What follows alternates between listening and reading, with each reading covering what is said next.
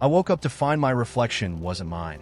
The mirror by my bed was cracked down the middle, but when I looked at it, the reflection was whole. It was me, but not me. A version of me with eyes the color of forgotten mornings, hair like dark silver filigree, and a smile that wasn't quite right, as if it knew something I didn't. I blinked. It blinked. I moved my hand, and its hand mirrored me perfectly. It gave a small, knowing nod, like it understood something that had been bubbling under the surface of my mind for years. I stepped back. It stepped forward. "What's going on?" I asked, but my voice didn't come from my throat. It came from the mirror, as if my reflection had its own voice now. "Nothing," it said, though the word felt heavy, laden with 1,000 unspoken things. "Everything." I rubbed my eyes, convinced I'd overslept, and my brain was just firing off random nonsense. But when I looked again, the reflection wasn't fading. It was solidifying. The cracks in the mirror weren't mending, but the version of me in the glass began to move in ways that felt alive. "Why are you here?" I asked, though I wasn't sure if I was asking the reflection or myself.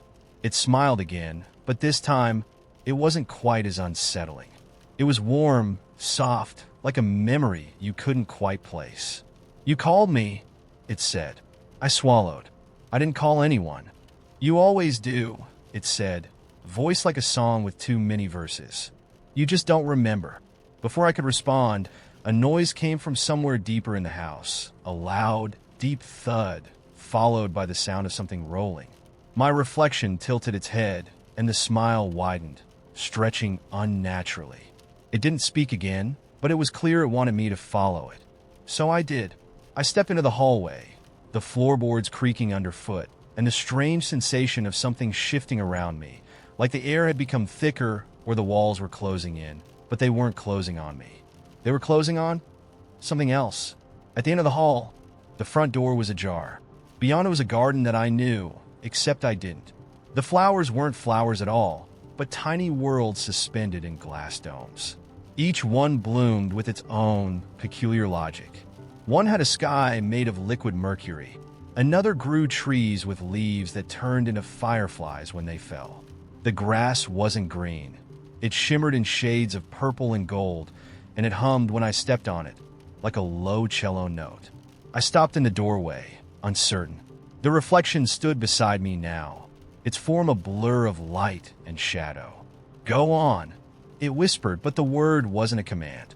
It was more like an invitation. Outside, time didn't seem to work the way I remembered. The sun flickered, paused, then sped up, as though it couldn't decide whether it was morning or evening. The breeze carried the scent of rain, but when I touched the air, it felt warm, like it had been soaking up sunlight all day. Something or someone moved in the garden.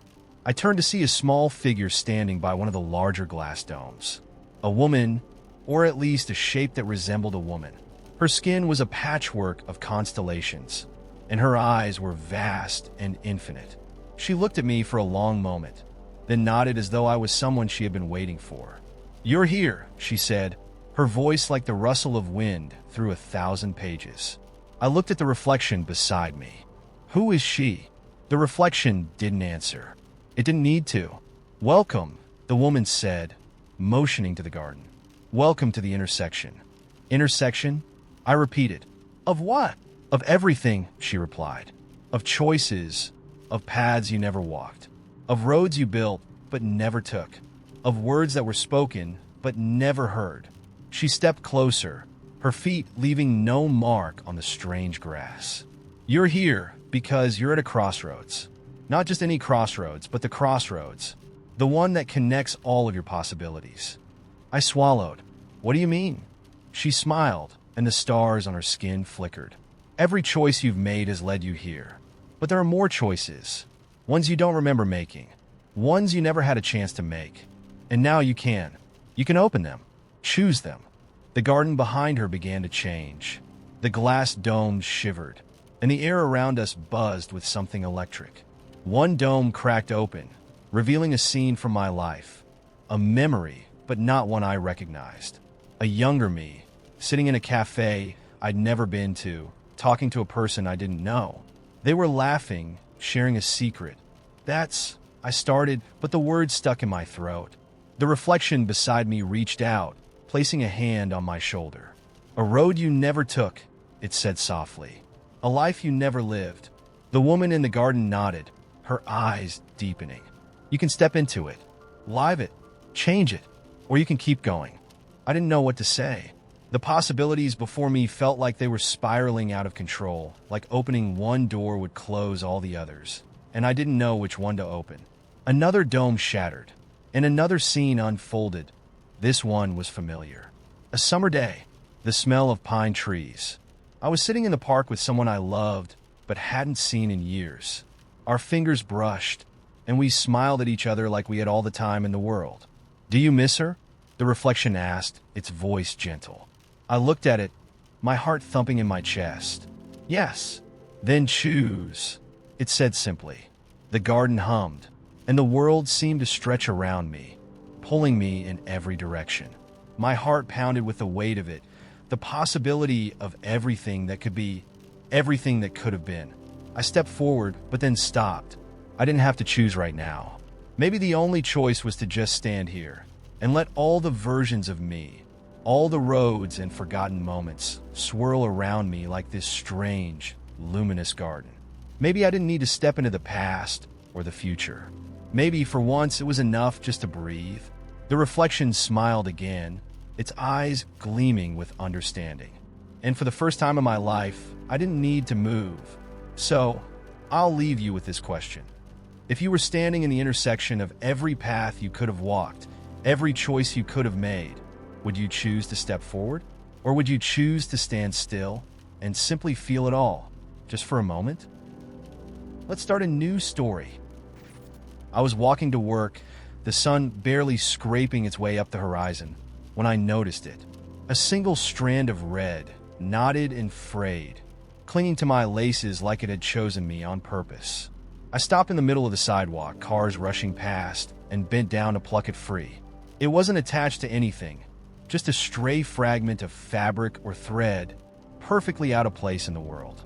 I rolled it between my fingers, staring at it longer than anyone should stare at a piece of string, and then I pocketed it. It wasn't a conscious decision, really. It just felt wrong to leave it there, forgotten and insignificant. A weird impulse, but one I didn't question until later that day, when I pulled it out during a meeting. I was supposed to be listening to someone talk about synergizing workflows, but instead I found myself turning the string over in my hand, tying little knots in it like it held some secret message I had to decode. My coworker glanced at me and raised an eyebrow, and I quickly shoved it back into my pocket.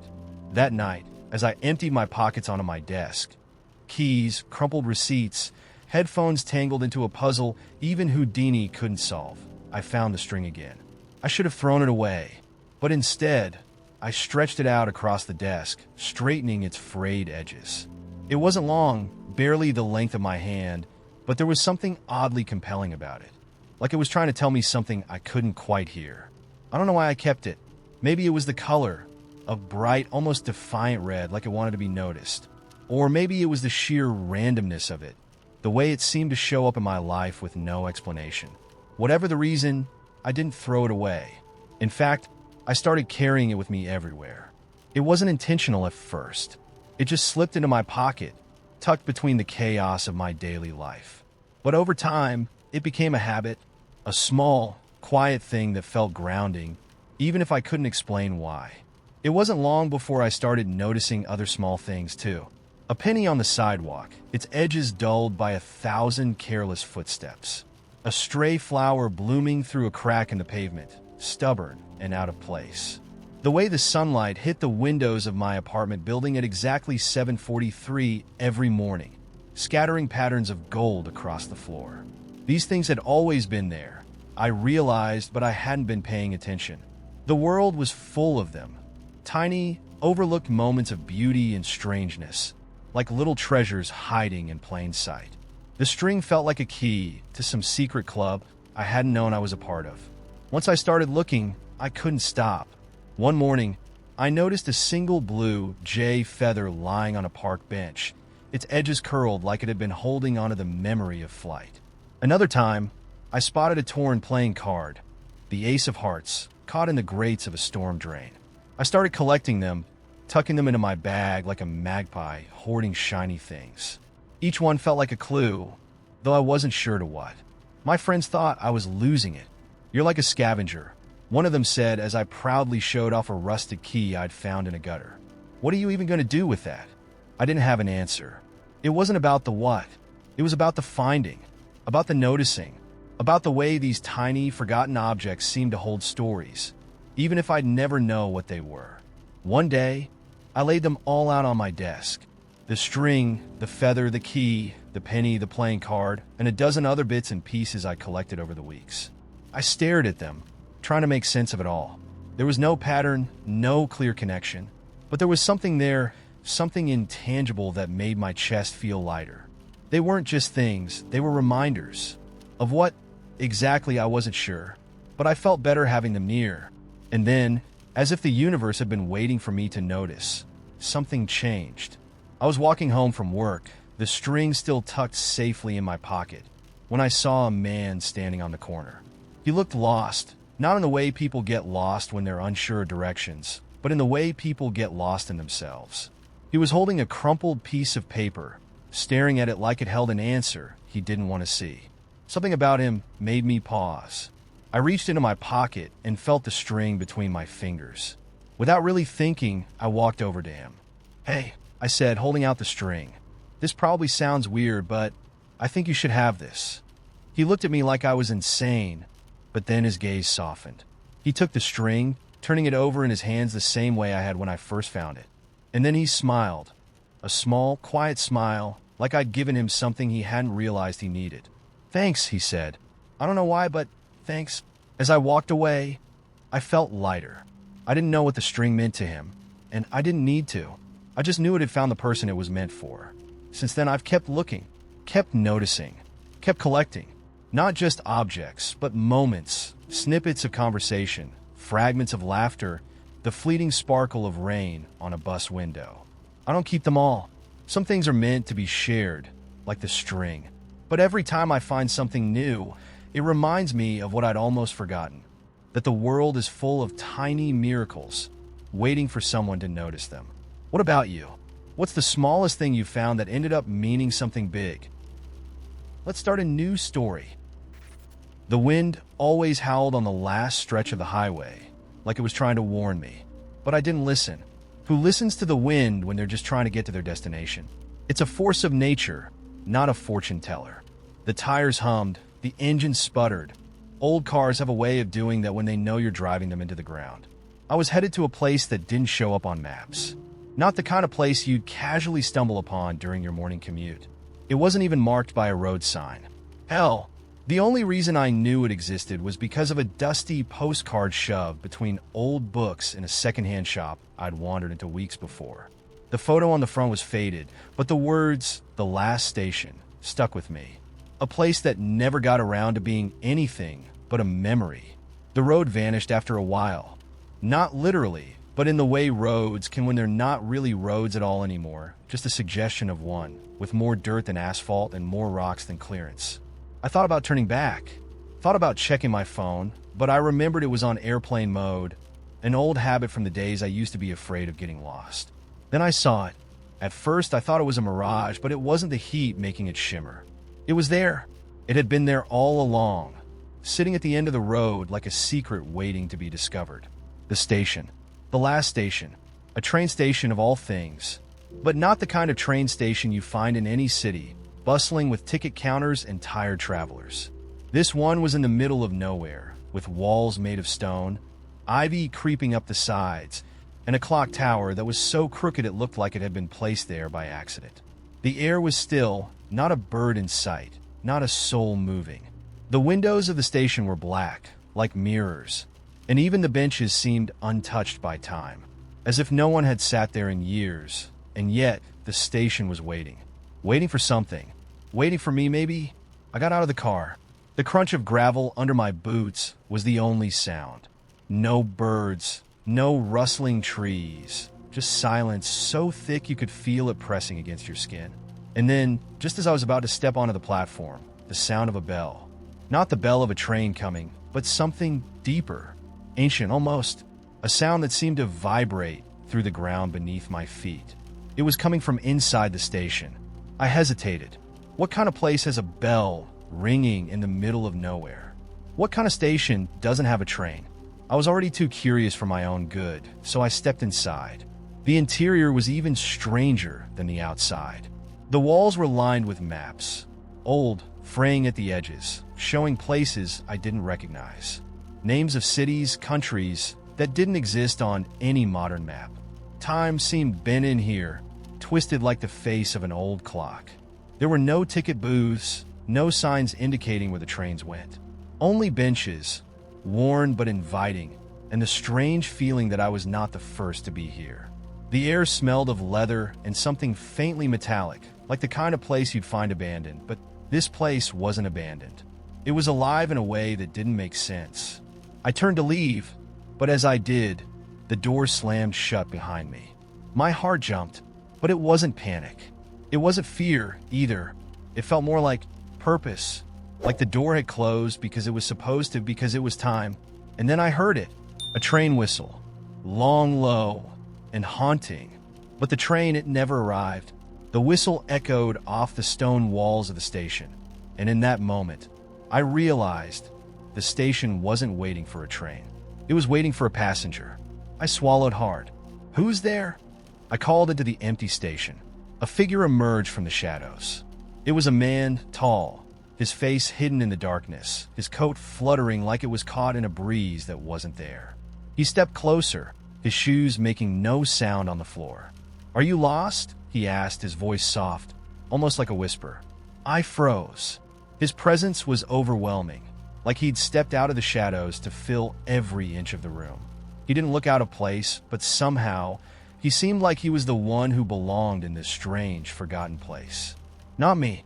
I'm just passing through," I said, the words tasting foreign in my mouth. The man smiled, but it wasn't a comforting smile.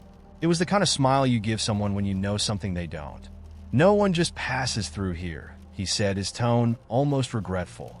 "Everyone has a reason to be here, even if they don't know it." I took a step back. I don't understand." "You will," he said, his voice like smoke, curling around me. "The last station isn't a place you find by accident. It's a place where time stops, and people meet what they've been avoiding, whether they're ready or not." I couldn't move, couldn't breathe. The weight of his words pressed down on me like an invisible hand. I looked around, but there were no exits. Just the station, and the man, and the dark corners of the room, growing deeper and more suffocating by the second. "What do you want from me?" I whispered, more to myself than to him. The man didn't answer right away. Instead, he gestured to the wall of maps, the names of cities I'd never seen, the countries I couldn't pronounce. "This place," he said finally, "isn't meant to be remembered. It's meant to be forgotten. That's why you're here. You're running from something, and you thought you could outrun it." He smiled again, this time with something close to pity. "But it found you." I took a shaky breath, trying to steady myself. What was he talking about? What could he possibly mean? I hadn't been running from anything, had I? His hand reached out and brushed the air between us. And just like that, everything shifted.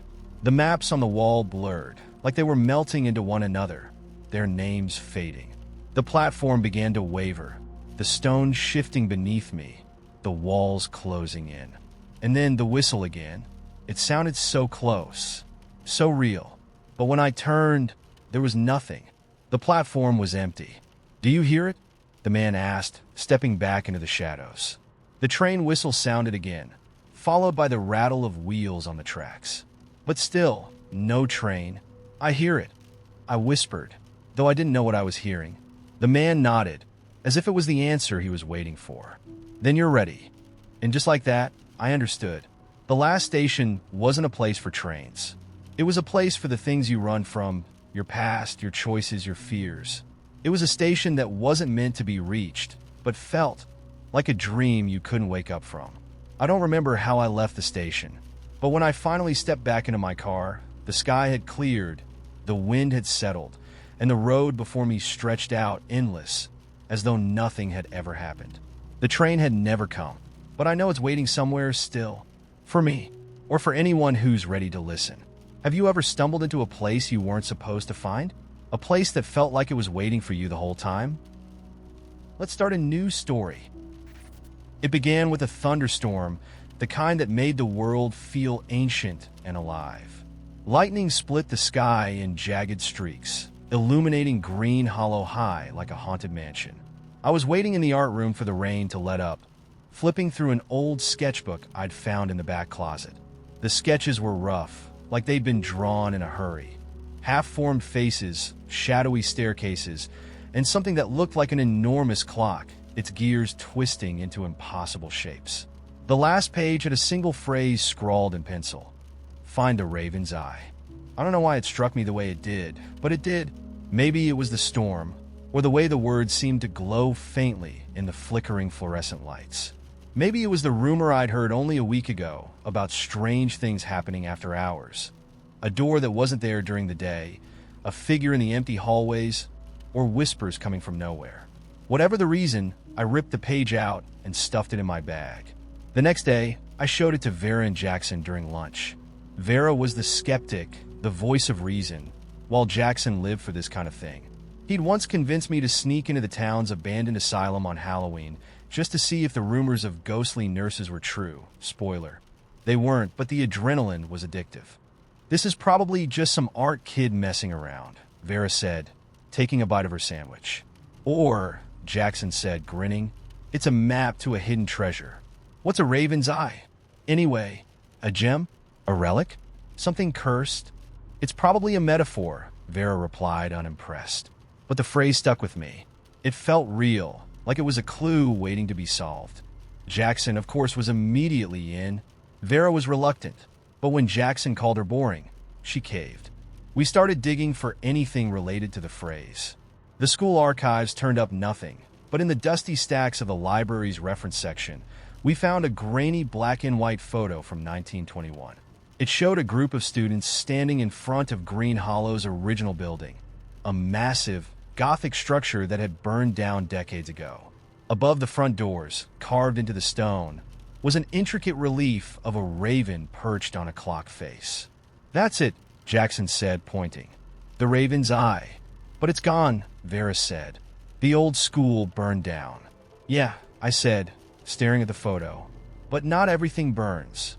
That night, we went to the site where the old school had once stood, now just an overgrown field behind the football stadium. Armed with flashlights and a crowbar, Jackson's idea, we searched for anything left behind. For hours, we found nothing but broken bricks and rusted pipes. Vera was about to call it quits when Jackson tripped over something buried in the dirt. It was a trapdoor, rusty and half-rotted. It took all three of us to pry it open. The hinges screeched, revealing a narrow stone staircase spiraling into darkness. The air was cold and damp, carrying the faint scent of ash. "Who wants to go first?" Jackson asked, his grin faltering slightly. "I hate this," Vera muttered, but she went first anyway. I followed, with Jackson bringing up the rear. The stairs led to a hidden chamber, its walls lined with shelves of crumbling books and strange artifacts. Jars filled with murky liquid, a clock missing its hands, a music box that played a tune in reverse. At the far end of the room was a massive stone door, its surface etched with the same raven and clock relief we'd seen in the photo. In the center of the door was a circular indentation, just large enough to fit a coin. "What now?" Vera asked, her voice echoing. Jackson found the answer before I could. On one of the shelves was a small bronze disc, engraved with the image of an eye. He held it up like a trophy. "This has got to be it." He placed the disc in the indentation, and the door shuttered before grinding open. Beyond it was another room, this one smaller, with a single pedestal in the center. On the pedestal was a crystal sphere, no bigger than a baseball, pulsing faintly with a deep red light. "The raven's eye," Jackson whispered. None of us moved. The air felt heavier, like the room itself was alive and waiting. "Should we take it?" Vera asked. Jackson didn't wait for an answer. He grabbed the sphere, and the moment his fingers touched it, the ground trembled. The light in the sphere grew brighter, casting shadows that didn't match our movements. The walls seemed to shift, the carvings of ravens and clocks twisting into distorted shapes. Maybe we put it back? Vera suggested, panic creeping into her voice. But it was too late. The door behind us slammed shut, and the shadows on the walls began to move, detaching from the carvings, pooling on the floor, rising into towering forms with wings and hollow eyes. "Run!" I shouted. We bolted, ducking through the narrow passages, the shadows chasing us with unnatural speed. Jackson clutched the sphere like it was his lifeline, his face pale with terror. The staircase seemed endless, and the shadows were closing in when we finally burst through the trapdoor, slamming it shut behind us. For a moment, everything was silent. Then the trapdoor began to rattle, as if something was trying to get out. "Throw it back!" Vera yelled at Jackson. He hesitated, then hurled the sphere into the trees. The rattling stopped. The night was still again, but we didn't wait to see if it would stay that way. We ran until we reached the parking lot, collapsing against the hood of Vera's car. "What the hell was that?" I panted. Jackson didn't answer. He just stared at his empty hands, his expression unreadable. The next morning, the trapdoor was gone, and the field looked undisturbed, like nothing had ever been there. But that wasn't the end. Over the next week, strange things started happening. Lights flickering, shadows moving where they shouldn't. And sometimes, late at night, I could hear faint whispers like the ticking of a clock growing louder and louder. Let's start a new story. A faint, haunting melody, barely audible above the crunch of leaves underfoot.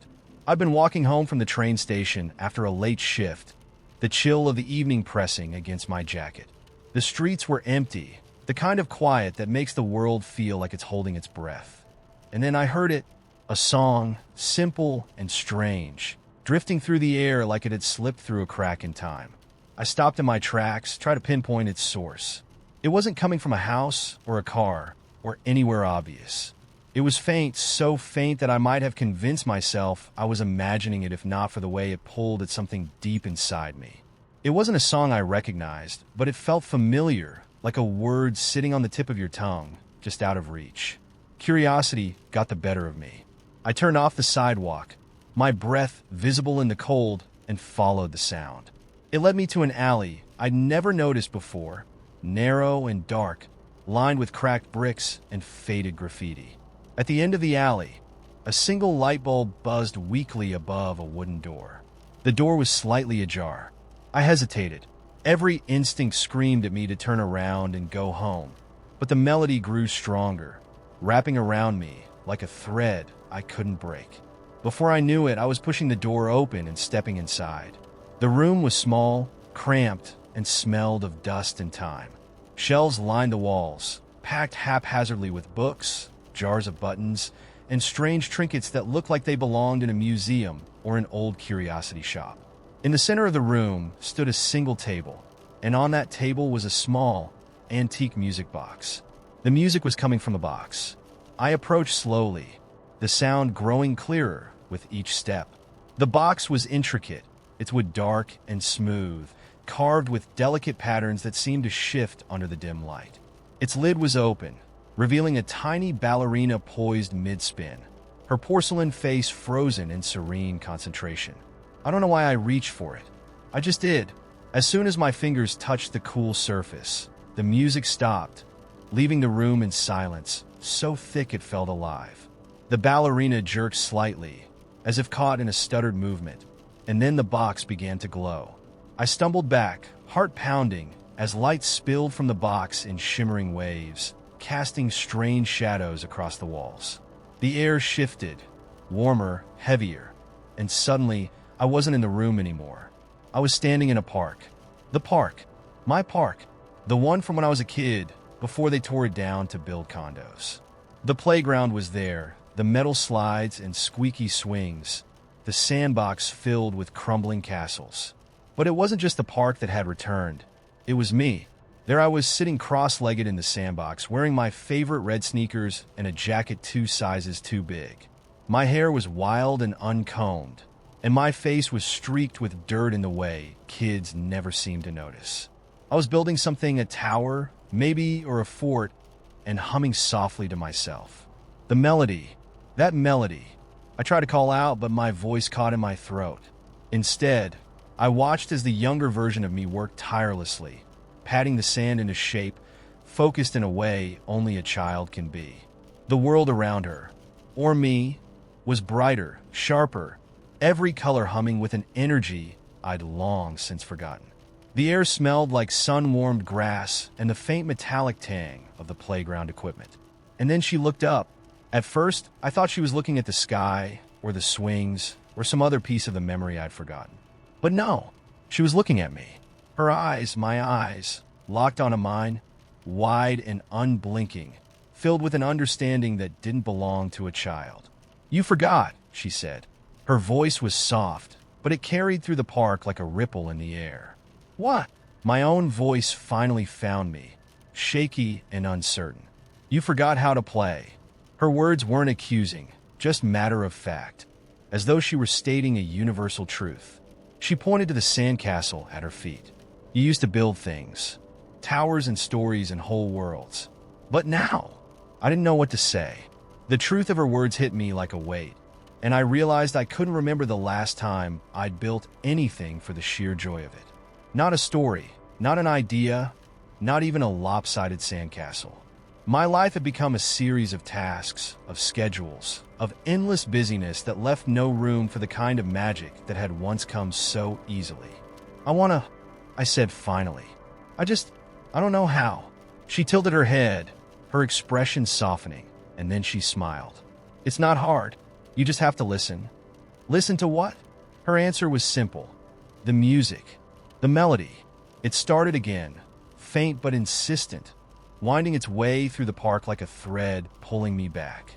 The younger me reached out, her hand brushing against mine, and suddenly the world dissolved into light, and I was back in the room. The music box was still glowing, its song fading into silence as the ballerina spun one last time before coming to a stop. I sat down heavily, my legs weak, the weight of the moment pressing into me like a tidal wave. My hands trembled as I closed the lid of the box, and the room fell still again. I don't know how long I sat there, staring at the music box, the sound of the melody still echoing in my ears. But something had shifted, something inside me I couldn't quite name. It wasn't just nostalgia, or memory, or even longing. It was a reminder, a spark. When I left the room, the music box still in my hands, I didn't feel the same. The world outside seemed brighter, humming with a faint energy I hadn't noticed before. And in my chest, there was a quiet, growing certainty. I hadn't forgotten how to play. I just needed to remember how to listen. Have you ever found something, an object, a song, a moment, that reminded you of who you used to be? Something that made you feel like the world was still waiting for you to build something wonderful? Let's start a new story. It wasn't the rain that bothered me. It was the thunder. There was something unsettling about it, like a warning, too sudden, too close, a sound that didn't belong to this world. I'd always hated thunderstorms, and tonight it was worse than usual. The kind of thunder that rips through your chest, shakes your bones, makes your heart skip a beat. I glanced out the window of my apartment, where the streetlights flickered erratically, casting brief, unsettling shadows on the wet sidewalk below. The storm outside had knocked out the power for the past hour, and everything was still too quiet, too dark. I tried to ignore the chill creeping up my spine. I was already bundled up in blankets, my eyes flicking back and forth between the book in my lap and the darkened living room around me. The storm was a good excuse to catch up on reading, at least. Anything to distract myself from the feeling that something wasn't quite right. That's when I heard it. A soft knock at the door. I froze. It was faint, almost like a tap, but it was unmistakable. Who could possibly be at my door at this hour, with the storm raging outside? I held my breath, trying to convince myself it was just the wind or a stray branch slapping against the building. But no, the knock came again. 3 taps this time, deliberate. I stood up, my pulse quickening. I wasn't expecting anyone. I didn't even have friends in this city yet. Not that I had the time to meet anyone with work and my constant need for solitude. The apartment complex was small, but I didn't know my neighbors well enough to feel comfortable answering the door for anyone. But there it was again, the sound unmistakable. 3 knocks. I glanced toward the clock on the wall. It was well past midnight. Maybe it was the storm playing tricks on me, but I couldn't shake the feeling that something was off. I walked slowly to the door, my hand resting on the knob, but hesitating to turn it. The sound of my own breath seemed louder in the silence. "Who is it?" I called out, my voice sounding too loud in the dim room. Nothing. For a moment, I wondered if I had imagined it. But then another knock, this time harder. I twisted the knob and yanked the door open, bracing myself for whatever I might find. But the hallway was empty. No one in sight. No rain-drenched figure standing in the shadows. I stepped out into the hallway, looking up and down the dimly lit corridor. There was no one. Just when I thought maybe I had dreamed it, I saw it, a small slip of paper wedged beneath the doorframe, half hidden by the shadows. I bent down, picked it up, and unfolded it. The handwriting was messy, hurried, like it had been written under duress. "Don't let them in. They already know you're here." A shiver ran down my spine, and I nearly dropped the note. I scanned the hallway again. It was silent, except for the rhythmic thud of thunder that seemed to grow louder with each passing second. Who had left this? I pressed my back against the door, my mind racing. It didn't make sense. The words didn't make sense. And yet, I couldn't shake the feeling that the message was meant for me. I turned the note over, expecting to find something else, some clue, some explanation. But there was nothing. The paper was smooth on the back, empty except for the dark ink smeared across the front. My heart was pounding in my chest now, the thumping echoing in my ears. There was no logical explanation for this, no reason why anyone would leave such a message. And yet, in that moment, a thought burrowed itself into my mind, one I couldn't shake. They had been looking for me. I hurried back inside and locked the door. The apartment felt suffocating now, the air too thick to breathe. My eyes scanned the room, expecting something or someone to appear, but there was nothing. Just the silent shadows of furniture, the low hum of the storm outside, and the now familiar crack of thunder. I pressed the note against my chest, my mind whirling. Who'll leave a note like that? Who was they? I didn't have any enemies. I didn't even have friends. I was just a quiet person, a person who liked to keep to themselves, who stayed out of the way. So, why the warning? I walked over to the window, still clutching the note, and stared out at the wet streets below. The storm raged on, the wind howling through the trees. The buildings across the street loomed like dark, silent sentinels. There was no sign of life anywhere. No cars, no people. And yet, I couldn't shake the feeling that something was watching me. Suddenly, I noticed a figure standing in the street. It was barely visible through the rain, but there was a silhouette, tall, thin, motionless, staring up at my window. I froze. The figure didn't move, didn't blink. It was like it had always been there, waiting, watching. For a long moment, I couldn't breathe. I thought about the note, about the words, "Don't let them in. They already know you're here." And I realized with a sickening certainty that whatever it was already inside. I whirled around, heart racing, my eyes scanning the darkened apartment. The air was thick with tension, my skin crawling with the sensation of being watched. I had no idea what was happening. No idea who or what was outside or what they wanted with me. But in that moment, I understood one thing. I couldn't stay here. I grabbed my phone, but before I could dial, the lights flickered once more and then went completely dark. I was plunged in a complete silence, save for the pounding of my heartbeat. The door, the knocking, the note, the figure. I turned toward the hallway, every instinct telling me to run. But my feet wouldn't move. Not yet. Then I heard it, the softest of knocks, so faint it could have been my imagination, on the door. 3 knocks, and I understood then. The storm hadn't come for me. It was just a signal, a countdown. Something had been waiting for me, and it was finally here. Let's start a new story.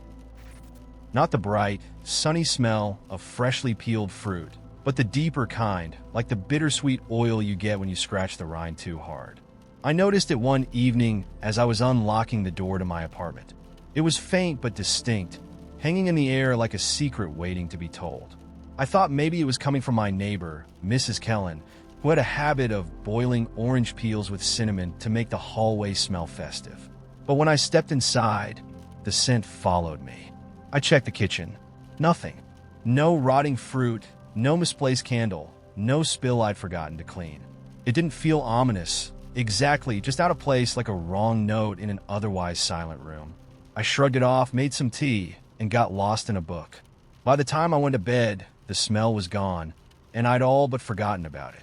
But the next day, it came back, stronger this time, and not just in my apartment. I smelled it at the corner deli, mingling with the aroma of pastrami and pickles. I caught it again at the bus stop, faint but sharp, as though someone had walked by trailing it like a second shadow. By the time I got to work, I was convinced I was imagining things. No one else seemed to notice. It was just me and the oranges. Then came the envelope. It was sitting on my desk when I arrived. A plain white envelope with no markings except my name, written in a careful, looping script. I looked around the office, expecting someone to pop out and yell, "Surprise!" But my co-workers were busy typing away, sipping coffee, or arguing with printers, as if the envelope didn't exist. I opened it carefully, half expecting glitter or a prank note. Instead, there was a single sheet of paper inside, folded neatly. It smelled faintly of oranges. The message was short: "You're invited. 7:03 p.m. Warehouse 12. That was it. No signature, no explanation. Just an address and a time. I turned the paper over, hoping for more, but it was blank. My heart thudded in my chest, a mix of curiosity and apprehension. This had to be a mistake, or maybe a joke. Who sends mysterious invitations anymore? It felt like something out of a spy movie or a bad mystery novel. I almost threw it away. Almost. By the time the clock struck 6:30, I was standing outside my apartment, dressed in a jacket that felt too light for the chill in the air, the invitation crumpled in my pocket. I told myself I was just curious, that I'd go, take a quick look, and leave. No harm in checking, right? Warehouse 12 was on the edge of the industrial district, the kind of place where the streetlights buzzed faintly and the sidewalks seemed to swallow sound. The building itself was unremarkable, a squat, gray structure with peeling paint and a single metal door. No signs, no lights, no indication that anyone was there. At exactly 7:03, the door creaked open. No one was there to greet me, just a soft glow spilling out into the night. I hesitated, my breath visible in the cold, and then stepped inside. The first thing I noticed was the music. It wasn't coming from speakers, but from somewhere deeper, richer, as though the air itself was humming. Low strings and soft percussion, building and ebbing like waves. The second thing I noticed was the smell. Oranges. Warm, vivid, almost tangible. The room was cavernous, lit by hundreds of small, suspended orbs that floated at various heights. Each one pulsed faintly, as though alive, casting soft shadows that danced on the concrete walls. In the center of the space was a single table, and at that table sat a woman. She looked up as I approached, her face calm, but unreadable. She wore a deep orange scarf, its edges frayed, and her hands were folded neatly in front of her. On the table between us was a bowl of oranges, their peels dappled and glinting in the light. "You came," she said, her voice smooth and precise, like a well-tuned instrument. I got your note," I said, feeling ridiculous. "Who are you?" "That depends," she replied, her lips curving into the faintest hint of a smile. "Who are you?" I blinked. "What?" She gestured to the chair across from her, and though I wanted to demand answers, I sat. Up close, I could see that the oranges in the bowl weren't ordinary. Their skins shimmered slightly, as if dusted with something not quite real. "You've been carrying something heavy," she said, her eyes fixed on me. "Something you haven't named." The word struck me like a bell. I wanted to protest, to ask how she could possibly know anything about me. But instead, I said nothing, because she was right. She reached into the bowl, plucking one of the oranges, and held it out to me. "Take this," she said, "and peel it carefully." I hesitated, then took the fruit. The peel came away easily, the scent flooding my senses, sharper and sweeter than any orange I'd ever touched. Inside, instead of the usual segments, there was a small piece of paper, folded tightly. I unfolded it, my hands trembling. The message was simple: let it go. Tears pricked my eyes before I could stop them. I didn't know what, exactly. I was letting go of grief, regret, anger. But the weight in my chest eased, just slightly, as if a door had cracked open somewhere inside me. When I looked up, the woman was gone. So was the table, the bowl of oranges, and the floating orbs. I was standing alone in an empty warehouse, clutching the peeled orange in one hand and the note in the other.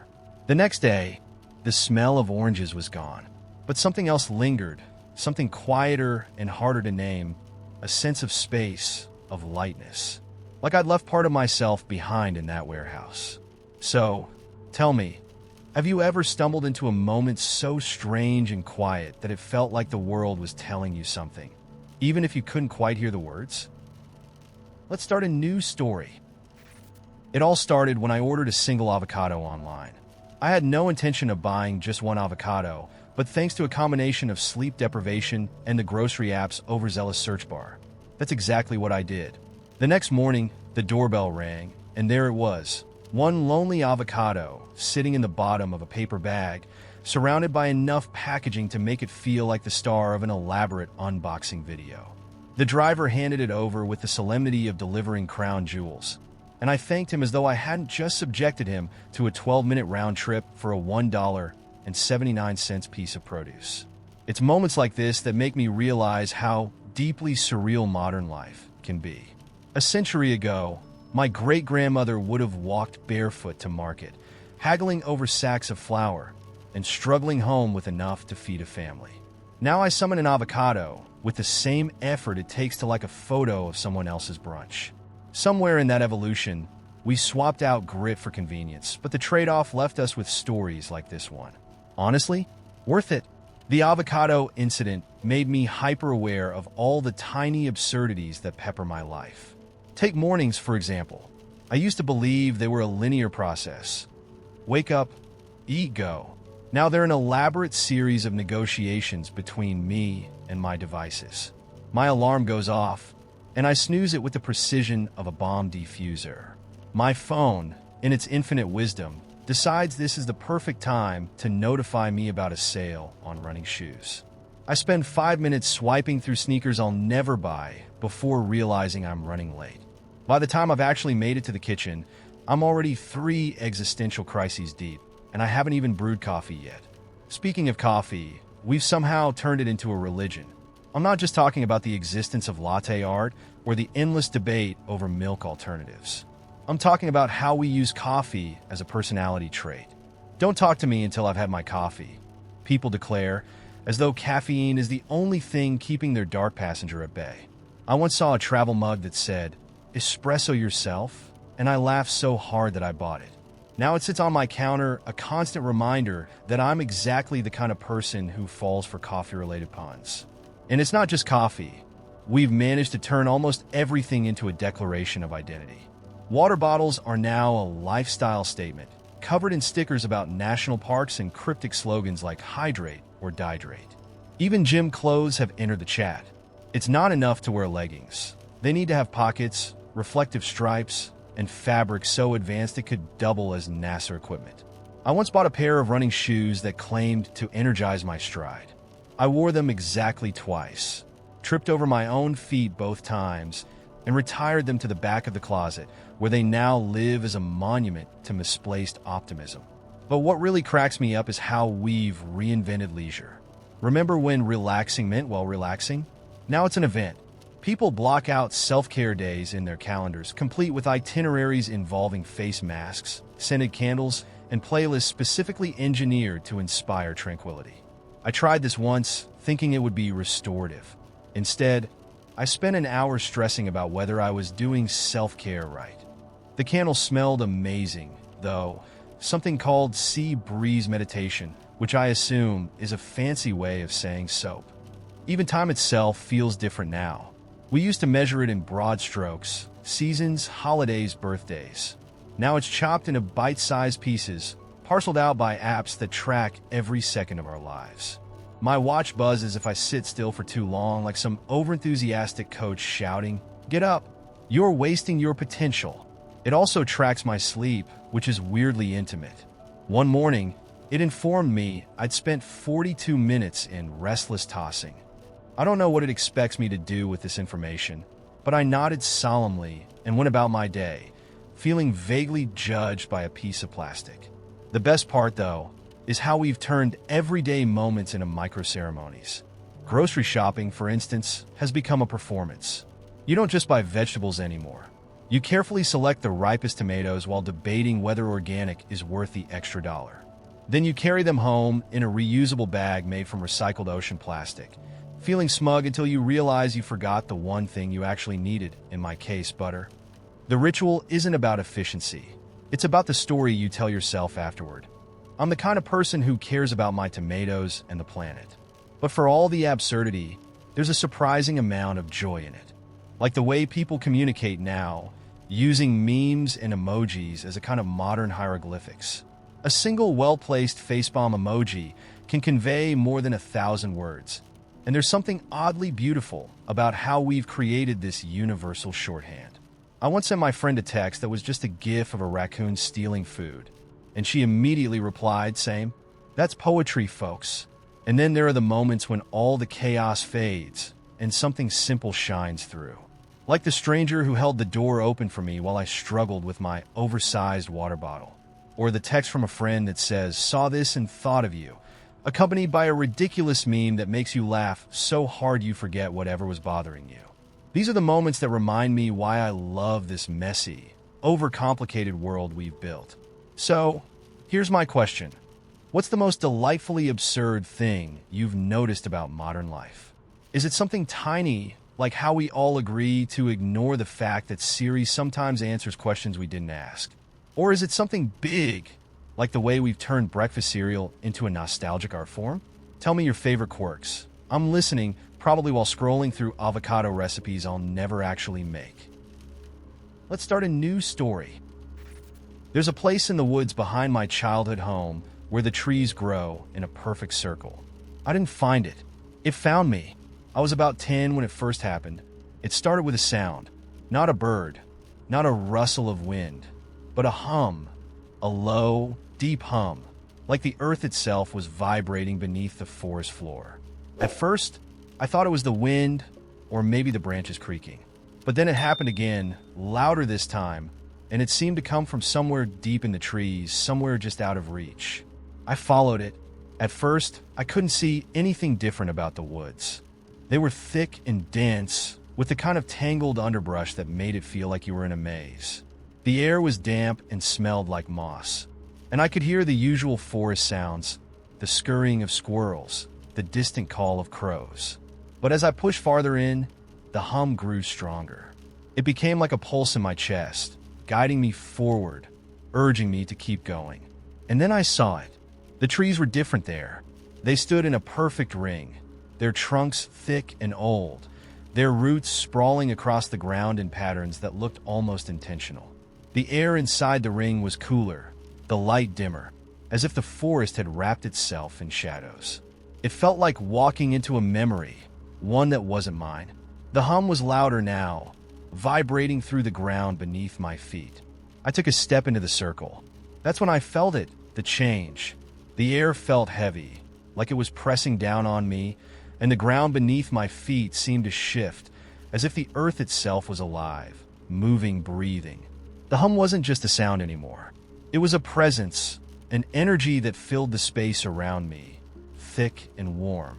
I stood there for what felt like hours, just listening, feeling the hum vibrate through me.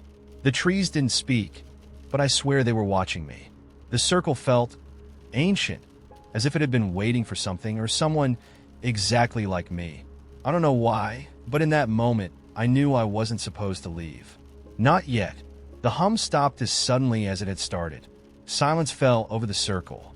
My heart was pounding, my breath shallow. For a long time, I stood there, not moving, unsure of what had just happened. I wanted to tell someone, to show them the place, but something told me it wasn't for anyone else. It was mine for now. When I finally left, I didn't look back. The woods outside the circle felt different too, as if the path back had changed somehow. But when I reached the edge of the forest and stepped back into the familiar world, everything seemed normal again. The sun was setting, the sky fading to a soft orange. It was as if nothing had happened, as if I'd imagined it all. But I didn't imagine it. Over the next few weeks, I returned to the circle, each time drawn by that same hum that pulled deep in my chest. Every time I stepped into the ring of trees, the world felt different. The hum would start again, louder, and I would lose myself in it. Time seemed to stretch and warp there. Sometimes I'd be gone for hours. Other times, it felt like mere minutes. Each visit left me with a sense of wonder and unease, as if the place was telling me something, but I couldn't understand what. Then came the day when I didn't return. I didn't mean for it to happen. I was 12 then, just on the edge of leaving childhood behind, and I guess I grew tired of the hum, or maybe I just forgot. The forest seemed distant, more like a place of dreams than something real. The memory of the circle started to fade, like an old story you can't quite remember. I stopped going back. Years passed. I grew up. The world became louder, faster, and the hum of the forest became just another forgotten sound in the back of my mind. I moved away, first to the city for school, then further for work, and life carried me away from that old house, that old forest. I didn't think about the circle, not once until the day I came back. I was in town for my grandmother's funeral. It was a short visit, one of those trips where you don't really want to be there, but you go anyway, out of obligation or some kind of quiet grief you don't know how to name. After the service, I found myself driving down the same old road that ran past my childhood home.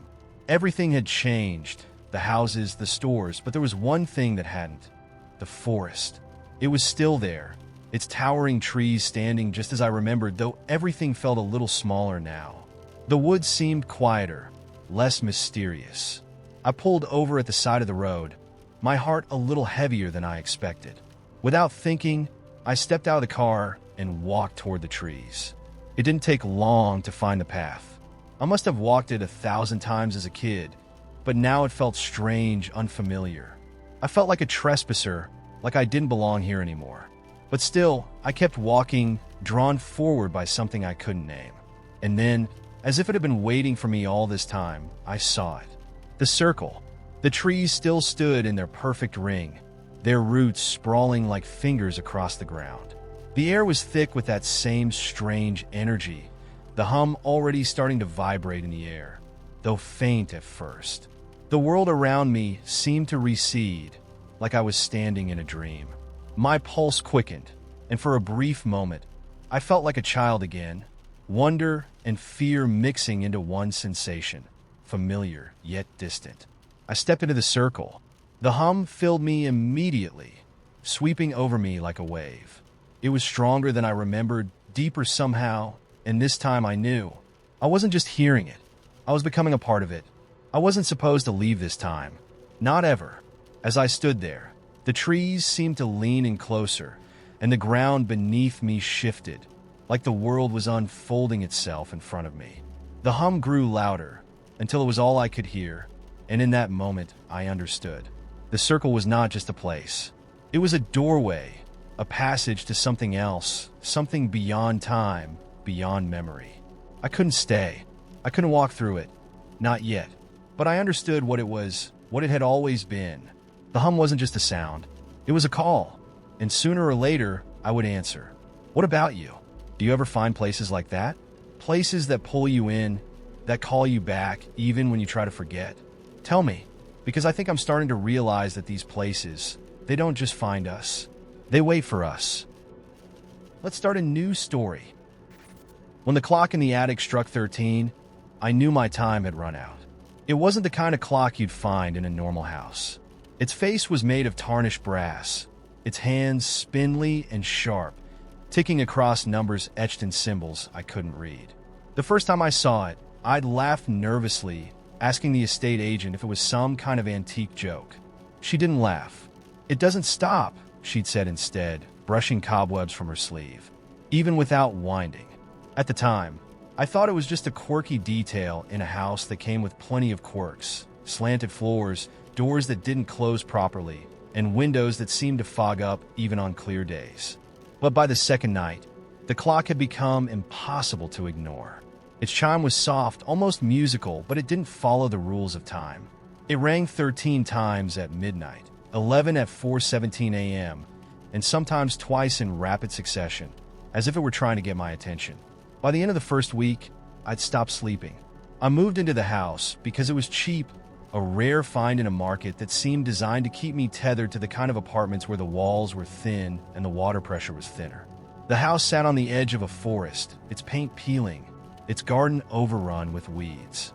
It wasn't perfect, but it was mine, or so I thought. On the 10th night, the whispers started. At first, I thought it was the wind. The trees outside were tall and ancient, their branches scratching against the windows in the dark. But the sound wasn't coming from outside. It was coming from the attic. I tried ignoring it, pulled the blanket over my head, and told myself it was nothing, just an old house settling into its bones. But the whispers grew louder, their tone urgent, rising and falling in rhythms that made my teeth ache. I went upstairs the next morning, determined to prove it was all in my head. The attic was mostly empty, save for a few boxes of things left behind by the previous owners. And the clock. It stood against the far wall, its face glowing faintly in the dim light. The hands weren't moving, but I could hear the ticking, steady and relentless. I stepped closer, my breath visible in the cold air. The whispers had stopped, replaced by a low hum that seemed to come from the clock itself. "You're losing it," I muttered to myself, reaching out to touch the glass face. The clock chimed once. The sound was louder this time, sharp and resonant, as if the air around me had split open. The hum stopped, and then I noticed the writing. It wasn't there before. Scratched into the wood beneath the clock, barely visible, were 4 words: "Find it before dark." My throat tightened. I wanted to laugh, to tell myself it was some elaborate prank, but there was no one else in the house. No one who could have carved those words.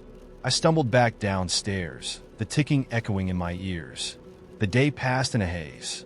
I tried to distract myself with chores, errands, anything to keep my mind off the attic. But the words followed me, looping endlessly in my thoughts. Find it before dark. By sunset, I couldn't take it anymore. I grabbed a flashlight and headed back to the attic, my heart pounding with every step. The air was colder now, heavy with the scent of dust and something metallic. The clock's hands had moved. They were stuck at 13, pointing straight up like they were daring me to question them. I swept the flashlight across the room, searching for what? I didn't know. The attic was the same as it had been that morning, empty except for the clock and the boxes. And then I saw it, a small hatch, half hidden beneath a rotting carpet in the corner. My fingers trembled as I pried it open, the wood splintering beneath my grip. The hole beneath was dark, the kind of dark that swallowed light whole. I shone the flashlight inside and saw a ladder descending into the blackness. The whispering started again. This time, it was clear. Voices, dozens of them, overlapping in a cacophony that made my skin crawl. They weren't coming from the clock anymore. They were coming from below. Find it, they said over and over. Before dark. I climbed down. The ladder led to a tunnel, its walls damp and uneven, the air thick with the smell of earth. The whispers grew louder as I moved forward, my flashlight flickering like it was struggling to keep up. The tunnel ended in a small chamber, and in the center was a box. It was made of the same tarnished brass as the clock, its edges etched with the same strange symbols. The whispers stopped as I approached, replaced by a silence so deep it felt alive. The box was warm to the touch, its surface vibrating faintly beneath my fingers. I lifted the lid. Inside was a key, simple, unremarkable, and yet somehow heavier than it should have been. The moment I touched it, the clock chimed 13 times, the sound reverberating through the tunnel like a warning. I ran.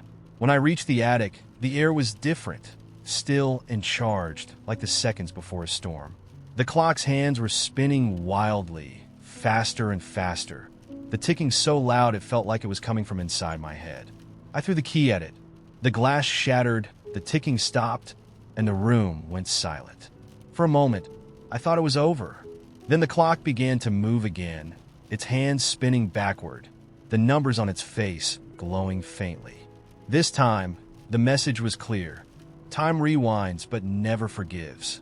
I don't live in a house anymore, but sometimes late at night, I hear the clock, and I know it's only a matter of time before it calls me back. Let's start a new story. It was the type of relationship where the little things became the big things. We didn't have fancy dates or grand gestures. There were no rose petals scattered across the floor or expensive dinners at dimly lit restaurants. Instead, our love was tucked into the creases of everyday life, into the soft hum of the morning coffee machine, the way the kitchen light flickered when the bread was done, the sound of her laugh when she spilled the cereal on the counter for the 100th time. But there was one ritual that became ours, something we never spoke of aloud but both knew was always there: the last-minute adventure. It started on a quiet Sunday, one of those rare days where nothing was pressing. No errands, no obligations, just the expanse of time stretching before us like an unmarked map. We were sitting on the couch, scrolling through our phones. I was absorbed in an article about the most bizarre hotels in the world, and she was probably deep into some obscure YouTube rabbit hole when the idea first came to her. "Let's go somewhere," she said suddenly, her voice breaking through the calm. "Where?" I asked, glancing up from my phone. "I don't know," she shrugged, a mischievous glint in her eye. "Somewhere we've never been." That was all it took. We didn't have a plan or a destination in mind. She grabbed her keys, I pulled on my shoes, and within 15 minutes, we were in the car, driving aimlessly.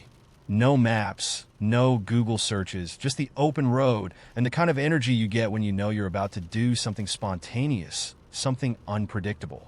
We ended up in a small town 2 hours away. The kind of place you'd never expect to find yourself in unless you were searching for it. We didn't know anyone there. We didn't know what there was to do. But we found a dusty old diner that smelled like coffee and fried food, and we sat at the counter, sharing a slice of pie while making up wild stories about the people around us. It was perfect. From then on, we made it a habit. No big announcements, no expectations. Just this quiet understanding that when the mood struck, when the world felt too predictable or too heavy, we'd drop everything and go somewhere we'd never been. We called them spur-of-the-moment adventures, though the name never seemed to capture the sense of wonder that came with them. We spent a weekend wandering the streets of a city neither of us had ever visited, our eyes wide with the discovery of new places. An alleyway cafe with mismatched furniture and the best chocolate croissants we'd ever had, a bookstore that smelled like old paper and dreams, a street mural that felt like it had been painted just for us. We didn't rush. We didn't take photos or try to make the moments Instagram-worthy. We just walked, hand in hand, letting the city reveal itself to us like a secret we were meant to discover. There were other adventures, too. A last-minute trip to a beach we'd only heard about in passing. A spontaneous road trip to an ancient forest, where we spent hours hiking among trees that seemed to hold centuries of stories. Sometimes we'd pack a bag and drive to nowhere in particular, just to see what we could find. But the best part wasn't the places themselves. It was the way the world seemed to change when we were together, when we let go of the ordinary and allowed ourselves to be surprised. Every time, the adventure felt like an invitation to see the world and each other in a new way.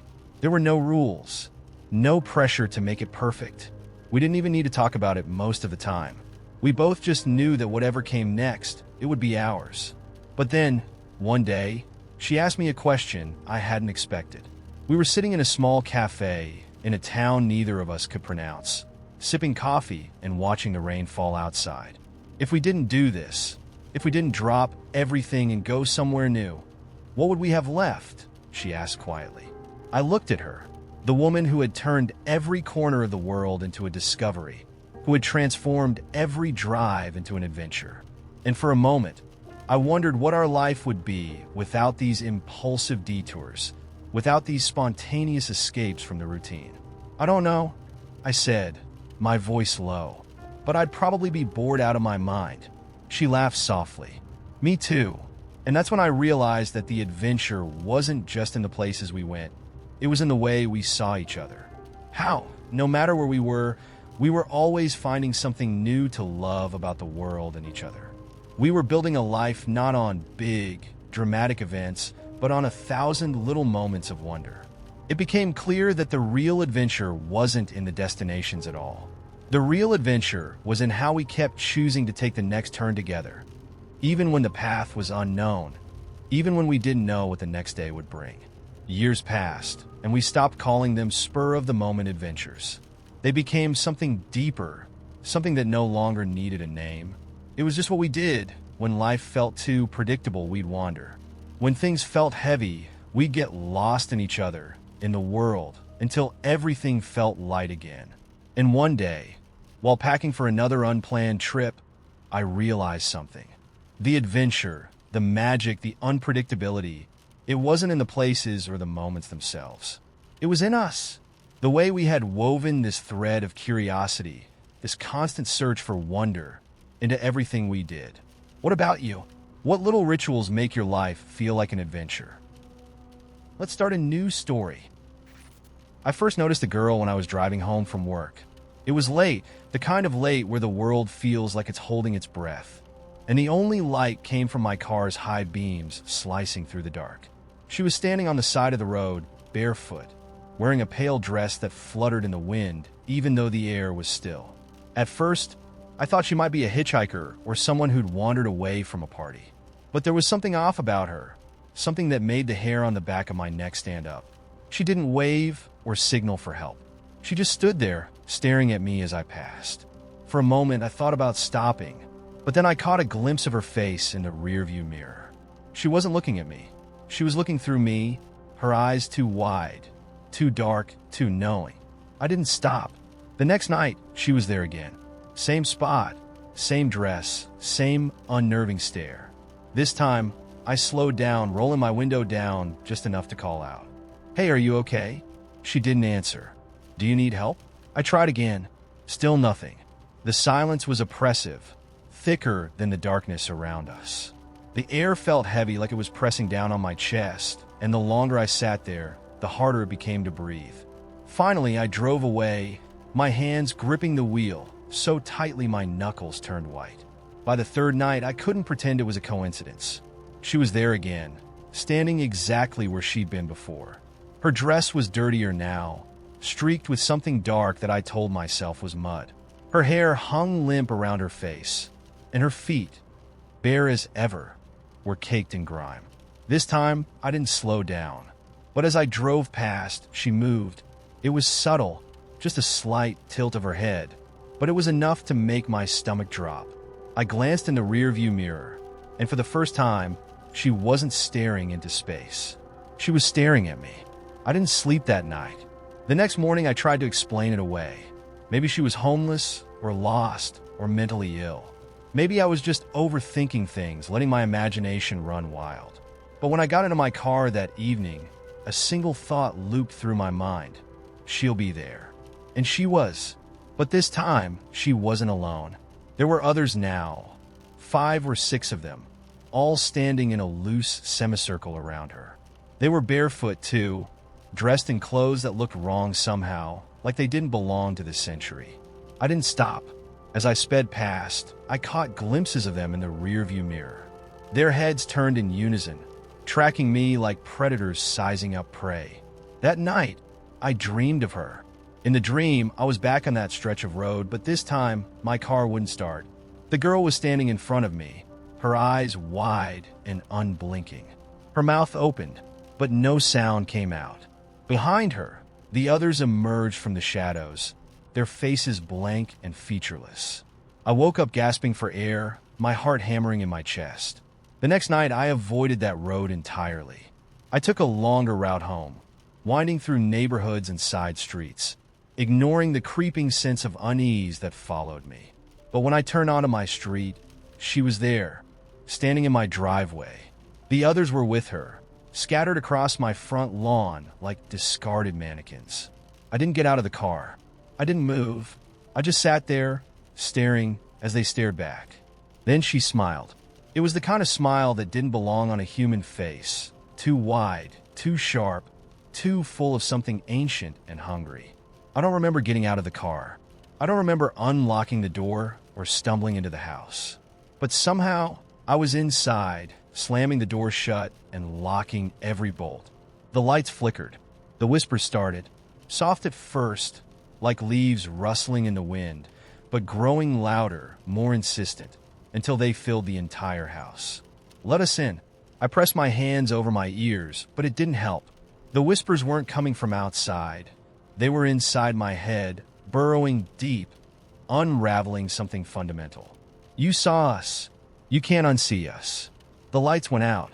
I don't remember much after that. Just fragments, a hand reaching for me, cold and impossibly strong.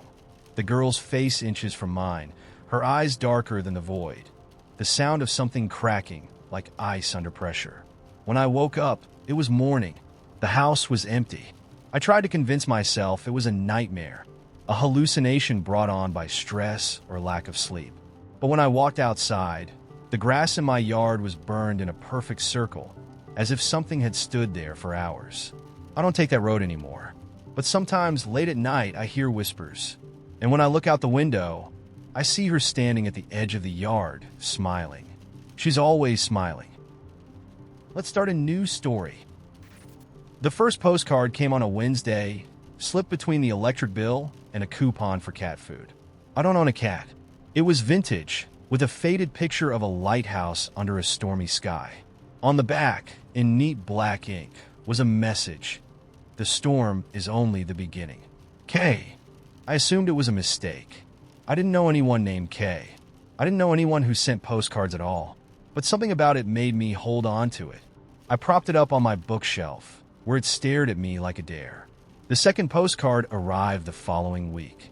Same handwriting, this time showing an old carousel with chipped paint. Round and round we go. Meet me where the music stops. K. Now I was intrigued. A carousel? I couldn't think of any nearby, except for the old one at the abandoned amusement park on the edge of town. That place had been closed for years, the rides rusting in silence, while weeds grew tall enough to touch the seats. I wasn't the adventurous type. I was the type who made lists of things to do and then ignored them. The type who preferred a quiet evening with a book over anything resembling excitement. But there was something about the postcards, their cryptic messages, their unsettling charm, that pulled at me. On Saturday, I drove to the park. The entrance was chained shut, but the fence had a hole big enough to slip through. The air smelled like damp wood and old metal. I walked slowly, the grass crunching under my feet, until I saw it, the carousel. It stood in the middle of the park, surprisingly intact despite its years of neglect. The painted horses were faded, but still vibrant enough to feel alive, their frozen expressions somewhere between joy and terror. The carousel wasn't moving, but faintly, impossibly, I could hear music, tinny and distant, like it was coming from underwater. As I approached, a figure stepped out from behind one of the horses. "You're late," they said. It was a man, tall and lean, wearing a long coat that seemed a little too formal for the occasion. His hair was dark and slightly unkempt, and his eyes had a sharpness to them, like they could cut through whatever excuse I was about to give. "Who are you?" I asked, even though I was pretty sure I already knew. "K," he said, smirking. "Why the postcards?"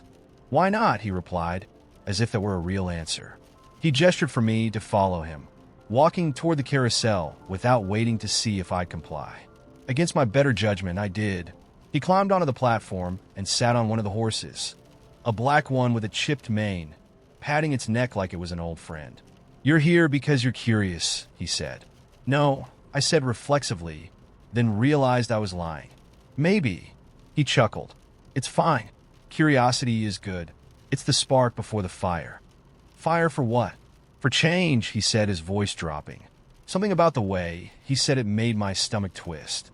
"I don't know what you're talking about," I said, taking a step back. "Sure you do," he said. "You've been waiting for something. Anything to break you out of the rut you've been living in. All those quiet nights, all those books. Comfortable, predictable, safe." He said the word like it was an insult. I opened my mouth to argue, but he held up a hand. "This isn't about what you've been," he said. "It's about what you could be." but only if you're brave enough to take the first step. He reached into his coat and pulled out an envelope, holding it out to me. "What's this?" I asked, not taking it. "It's a door," he said. I stared at him, then at the envelope, then back at him. "A door to what?" "To something new," he said. "Something better." I hesitated. "This feels like a scam." His laugh echoed through the empty park, loud and unrestrained. "Maybe it is," he said. "Or maybe it's exactly what you need." Against every instinct screaming at me to walk away, I took the envelope. It was heavier than I expected, and the paper was warm, like it had been sitting in sunlight. "Open it when you're ready," he said, sliding off the horse. "And don't wait too long. Doors don't stay open forever." Before I could ask what that meant, he stepped behind the carousel. By the time I followed, he was gone. I spent 3 days staring at that envelope, trying to decide if I should open it or toss it. Something about it scared me. Not in a way that made me think it was dangerous, but in a way that made me think it might be true. Finally, late one night, I tore it open. Inside was a single key, old and tarnished, with a tag attached that read, "The place you haven't dared to go." I knew exactly where it meant. There's a door in my apartment building, down in the basement. It's unmarked, and I've never seen anyone go in or out of it. I'd always assumed it was just a storage closet or something equally mundane. But now, holding the key, I wasn't so sure. The basement was dark and cold, the kind of place where your footsteps sound too loud. The door was there, as plain as ever. My heart raced as I slid the key into the lock. It turned with a soft click. What I found on the other side isn't something I can explain, at least not in a way that would make sense. But it wasn't a closet. It wasn't anything close to what I expected. And when I stepped through, I knew I wasn't coming back. Let's start a new story. Not mine, though. They weren't the kind of footsteps that belong to a person you're supposed to know. These footsteps were quieter, deliberate, and had a rhythm to them, like someone walking just ahead, as if they knew exactly where they were going, but they weren't in any rush. I couldn't pinpoint where they were coming from, and that's what bothered me most. They didn't echo off walls or scrape against floors. They moved with a strange, liquid quality, almost like they were slipping between the cracks of space itself. I was sitting at my desk in the small apartment I just moved into, still getting used to the sound of silence here, the odd emptiness that surrounded the building, and the fact that the neighbors never seemed to make a sound, no matter the hour. The footsteps kept going, always just at the edge of hearing, so faint I almost convinced myself I was imagining them. But they didn't stop. The first time it happened, I thought maybe it was the old pipes. You know, the kind of creaky, antique things that groan when you turn on the water or shift a floorboard. But they were too deliberate, too rhythmic. I tried to ignore it, but it was like a whisper that got louder the more I tried to push it away. I stood, moved into the hallway. My shoes made sharp, solitary clicks against the wood, and the sound of my own footsteps felt strangely out of place against the silent hum of the apartment. At the end of the hall, there was a door, one I hadn't paid much attention to before. It was simple, old-fashioned, the kind of thing that belonged in a different time entirely. It wasn't marked, no nameplate, just a black door with a tarnished knob that seemed to shimmer faintly in the dim light of the hallway. The footsteps stopped. I couldn't say why I moved toward that door. Something about it felt important. Maybe it was the way the air grew heavier the closer I got, or the way the hallway, which had always been so quiet, felt alive in a way I couldn't explain. My fingers hovered over the doorknob, and without thinking, I turned it. The door swung open without a sound. I stepped inside. At first, the room didn't make sense. It was much larger than I'd expected, almost as if the space behind the door stretched beyond the walls of the apartment. The air was thick with the scent of something familiar, but distant. Dust, yes, but also something like old books and spices. It looked like a library, but not one I'd ever seen before. Shelves lined the walls, reaching high into the shadowed corners where the light didn't reach. The books were old, their spines covered in faded, intricate lettering that didn't belong to any language I recognized. Some books seemed to shimmer at the edges, almost like they were made of liquid light. I stepped further into the room, but there was something else that struck me immediately. At the center of the room was a large, old-fashioned clock, its hands frozen at precisely 11:47. It was magnificent, built of brass and silver, yet strange in a way that unsettled me. The tick-tock of time was absent here, just an eerie stillness. As I approached, a low hum began to fill the air like a soft melody, threading its way through the room. It was familiar, but so distant, as if I'd heard it once long ago, and it was trying to remind me of something I couldn't quite grasp. The sound became louder, then faded, and I looked up. There, sitting at an ancient desk, was a figure. A woman, perhaps, though her features were shrouded in shadow. She didn't seem to have noticed me at first. Her hands were moving, gracefully flipping through a large, open book, her fingers trailing across the pages in a slow, deliberate dance. The moment I stepped closer, though, her head turned, and I froze. Her eyes were the strangest thing about her. Not because of their color, but because they weren't quite right. They didn't seem to focus on anything, not on me, not on the book, not even on the room itself. They were unfocused, as if she were looking at things that existed in some other dimension. "Ah," she said softly, her voice like the rustle of forgotten pages. "You've come." I opened my mouth, but no words came out. It was like the room, the air, and her gaze had stolen every ounce of sound from me. She didn't wait for me to speak.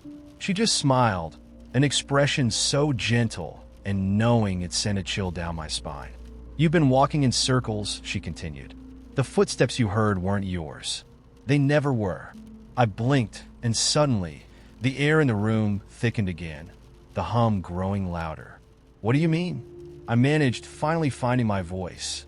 She closed the book, and the sound of it snapping shut reverberated in the room like a bell toll. "It's not your first time here," she said. "You're not supposed to be here, but you always find your way back."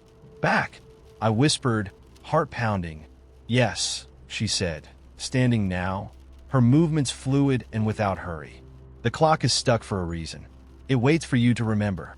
I looked at the clock. It was still frozen at 11:47, but it felt like the numbers were vibrating, like they were waiting for something. I took a step closer, but my feet didn't seem to move in time with my thoughts. The space around me warped, stretching like taffy.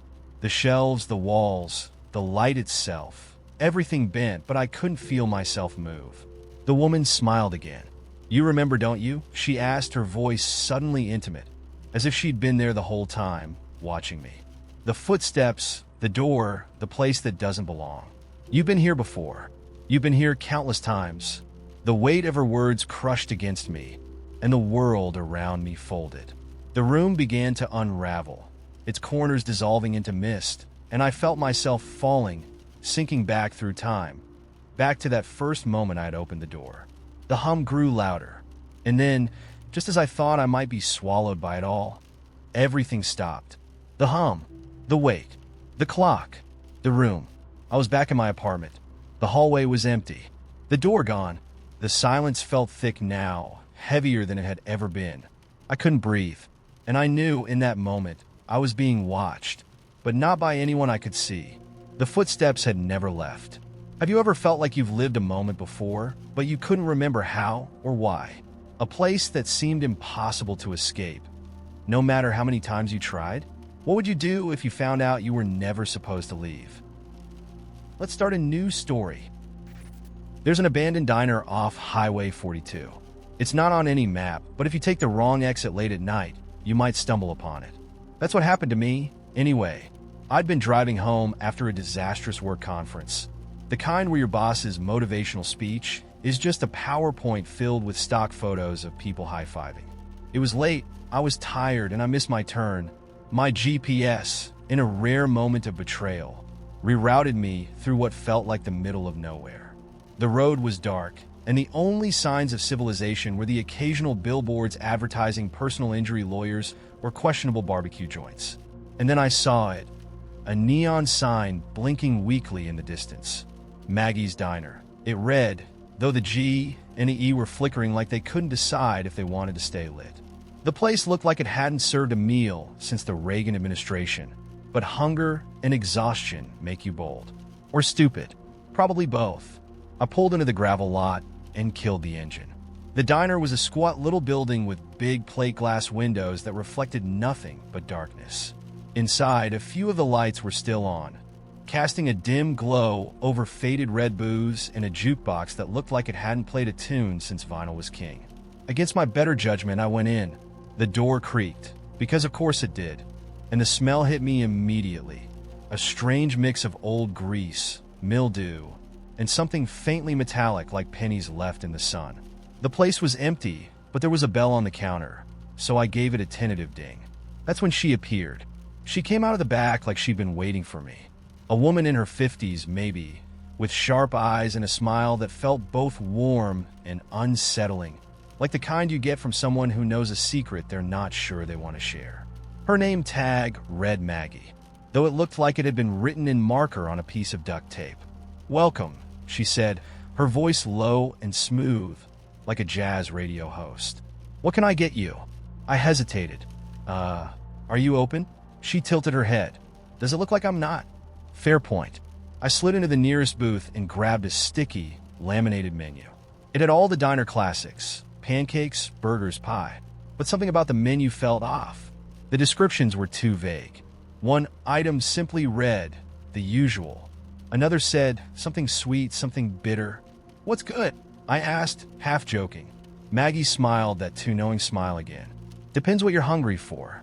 I almost left right then, but before I could make up my mind, she said, "How about I bring you what you need?" Not what I wanted, what I needed. I don't know why, but I nodded. She disappeared into the back without another word, leaving me alone with the hum of the jukebox and the faint flicker of the neon sign outside. The longer I sat there, the stranger the place felt. The air seemed thicker, like it was pressing down on me. The walls, once static, now seemed to pulse faintly, as if they were breathing. And then there was the clock above the counter. It wasn't moving. The hands were stuck at 3:17 when Maggie returned. She was carrying a tray with a single bowl of soup. Not the hearty kind you'd expect from a diner. This was delicate, almost translucent, with thin slices of something green floating on the surface. It smelled faintly of citrus and rain. "What is it?" I asked. She set the bowl down in front of me. "Take a bite." I picked up the spoon, half expecting it to melt in my hand, and dipped it into the bowl. The first taste was strange. It wasn't bad exactly, but it wasn't what I expected. The flavor shifted with each sip, sliding between sweet, savory, and something else I couldn't place. Something that felt like memory. And that's when it happened. Images flooded my mind, vivid and undeniable. My 5th birthday, when I cried because the candles on the cake wouldn't light. The first time I fell off a bike and scraped my knee, my dad laughing as he told me it was part of learning. The argument I'd had with my sister last Christmas, her words cutting deeper than I'd let on. Memories I hadn't thought about in years, all surfacing at once, tangled and sharp. I dropped the spoon, my hands trembling. "What the hell is this?" Maggie leaned against the counter, watching me with an expression I couldn't read.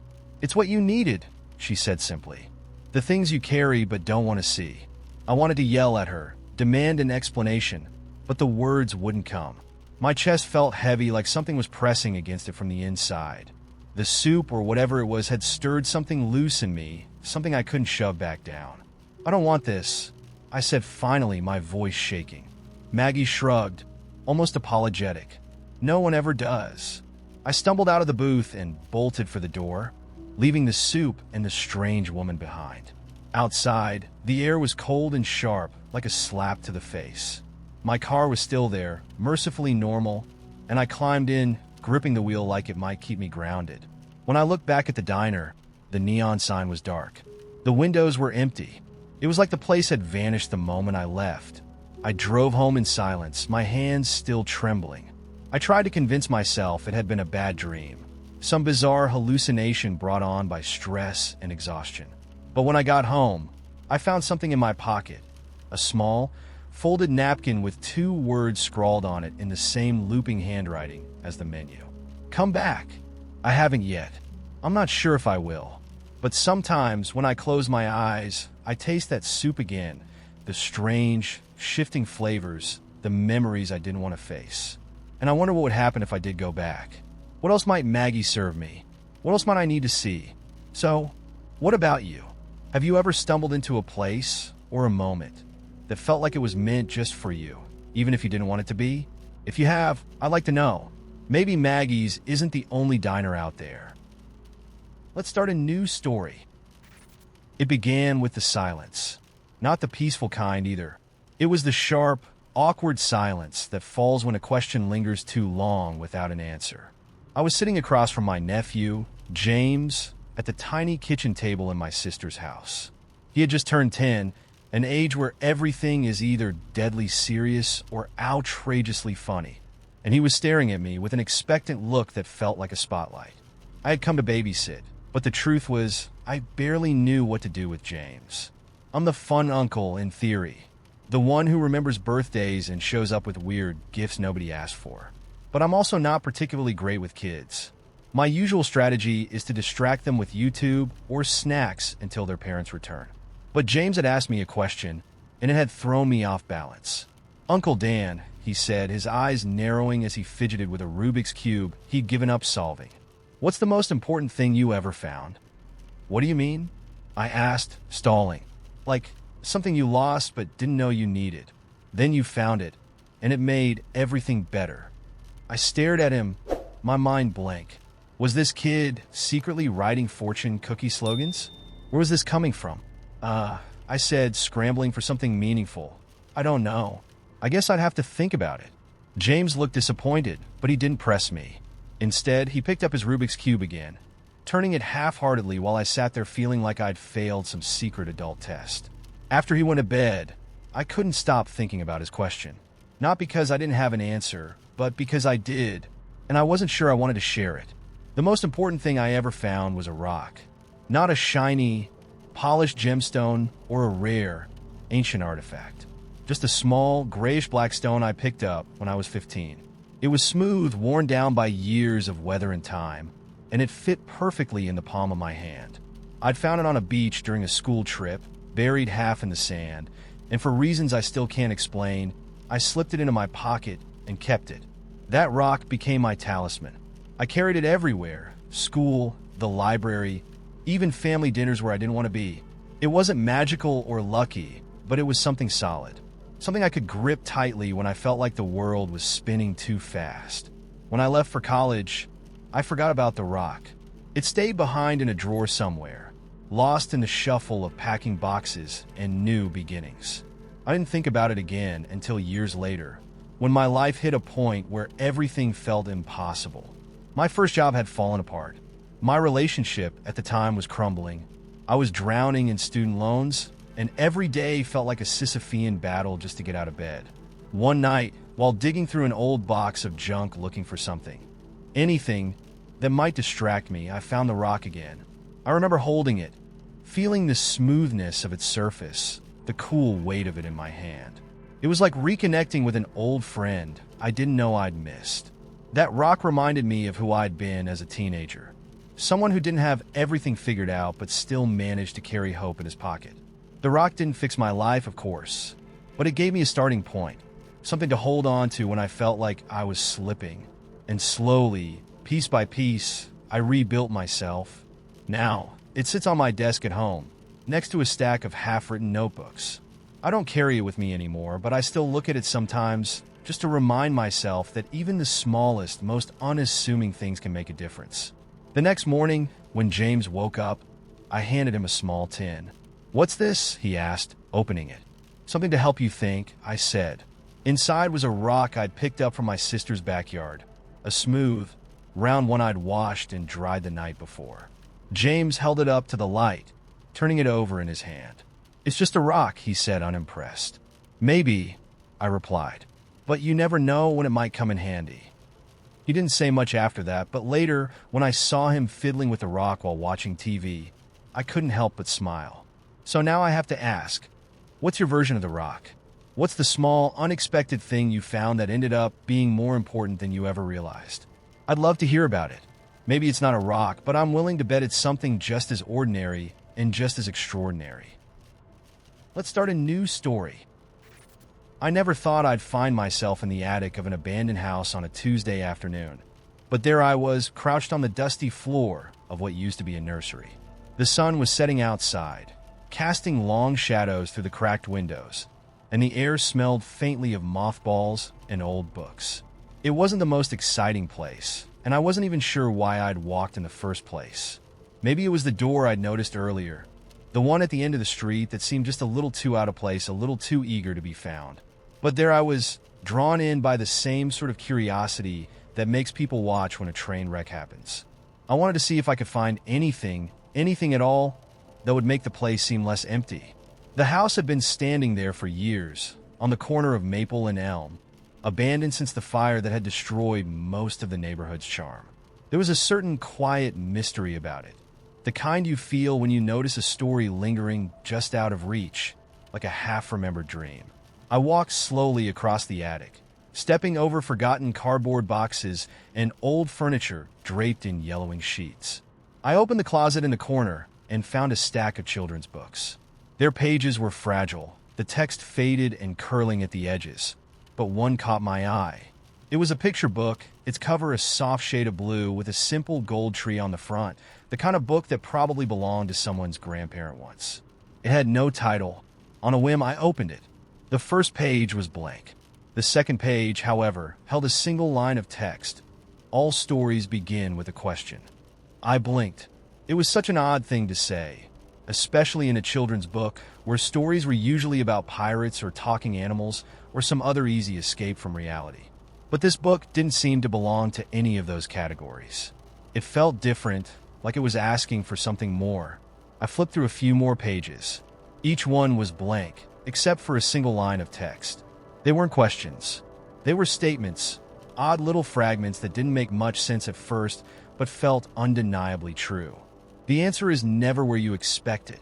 Everything you find is something you've already lost. You are the story you've been searching for. I was about to close the book when I came across one last page. This time, there was a question written in flowing cursive, as if someone had taken great care to craft the words. If you could follow the question, where would it take you? The question made my heart skip a beat. I don't know why. It was just a question, right? But something about it felt like it was meant for me. It felt like it was calling me out, like it was asking me to do something I wasn't sure I was ready for. The attic was suddenly too quiet, and I felt a shiver run down my spine. I looked around, expecting to see someone there, some figure emerging from the shadows to explain all this, but there was nothing. Just silence. I flipped back to the first page of the book. It wasn't until I read it again that I realized the words had changed. The sentence no longer said, "All stories begin with a question." Instead, it read, "Your story begins with a question." I closed the book and stood up, unsure of what to do.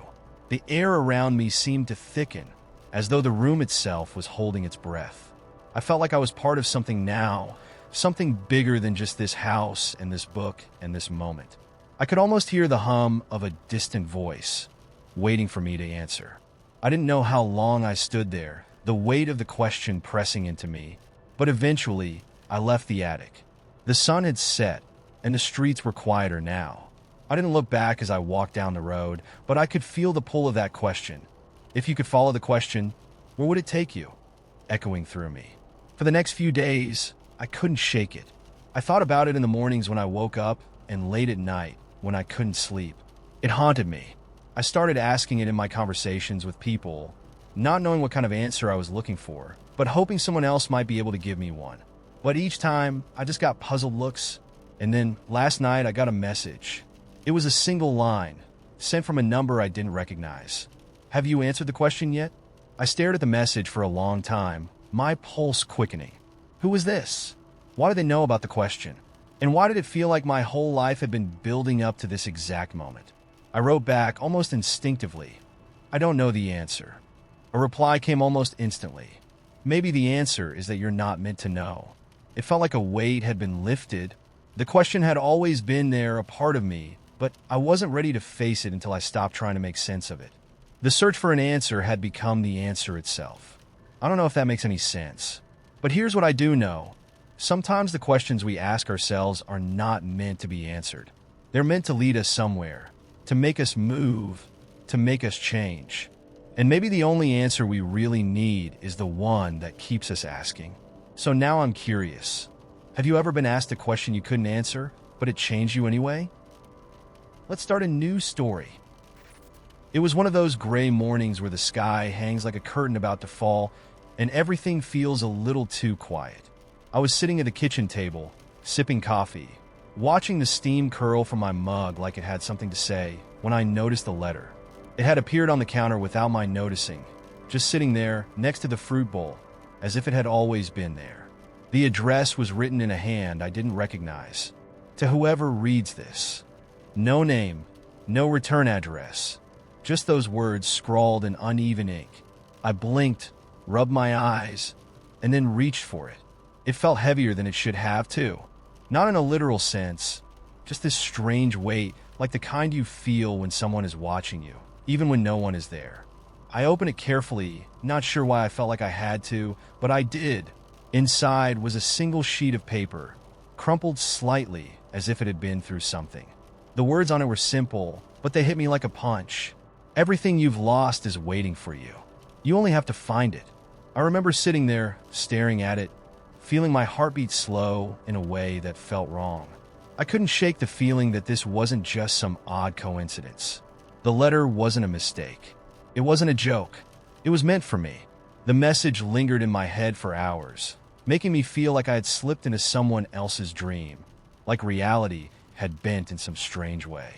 But then life, being what it is, marched on. The letter was shoved into my pocket, the moment passed, and I moved on. But that was the first of many. The next day, I found the door. It appeared just after I'd finished work, at the end of a street I knew like the back of my hand.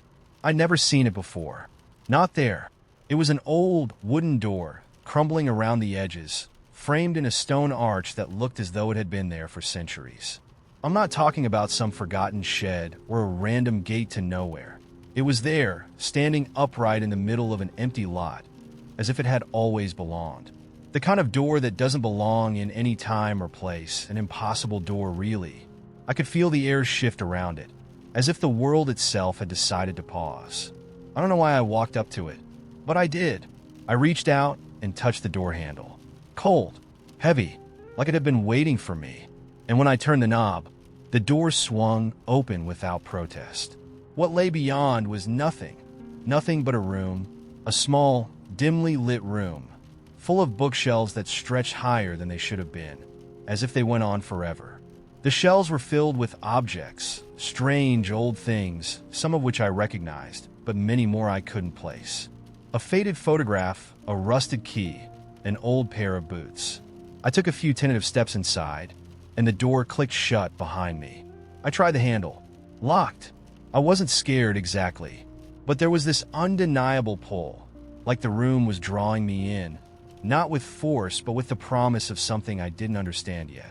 I started walking down the narrow aisle between the shelves, running my fingers along the spines of books that felt strangely familiar. I wasn't sure if I was looking for something, but I couldn't shake the feeling that the room was waiting for me to find it. Then I saw it, a single book lying open on a table in the center of the room. The pages were blank, save for a single line written at the top of the first page. You must choose. I didn't know what it meant at first, but I sat down anyway, and the moment I did, the room seemed to shift. The air thickened. The shadows deepened. The book began to pulse, softly at first, like a heartbeat. And the words started to change. They weren't words anymore. They were images. There was a memory there, one I hadn't thought about in years. Me as a child, sitting on the steps of my grandmother's house, a red kite fluttering in my hand, the sky stretched out like an infinite blue ocean. My grandmother's laughter rang out from somewhere behind me, her voice a melody of warmth and love. I felt it, the warmth, the safety, the joy of being there. I could smell the grass, feel the sun on my skin, and for a moment, I was home. Then the image shifted. Suddenly, I was sitting in the same place, the kite still in my hand, but the sky had darkened. There was no laughter, no warmth. The wind picked up, twisting the kite in strange directions. My grandmother's house was gone. The lawn was overgrown, and the steps were cracked. I couldn't see her, hear her. She wasn't there. In fact, it was like she'd never been. It was the emptiness that struck me the hardest. Then the book flipped pages, too many pages too quickly. The images changed faster and faster until they weren't memories at all. They were what-ifs. There was another version of me, one who hadn't moved to that new town after graduation, still surrounded by old friends. A version of me who had taken the job in Paris, the one I'd turned down. A version of me who had said yes instead of walking away from someone who had cared about me. Each page was a new life, a life I hadn't lived, a version of me that was locked away in some far-off parallel world, waiting in the shadow of a choice I'd made. I could feel them. I could feel all those versions of myself, pushing against the walls of this room, clawing to get out. You must choose. The voice came from nowhere, from everywhere. And it wasn't just a voice. It was a feeling, an overwhelming pressure that made my chest ache.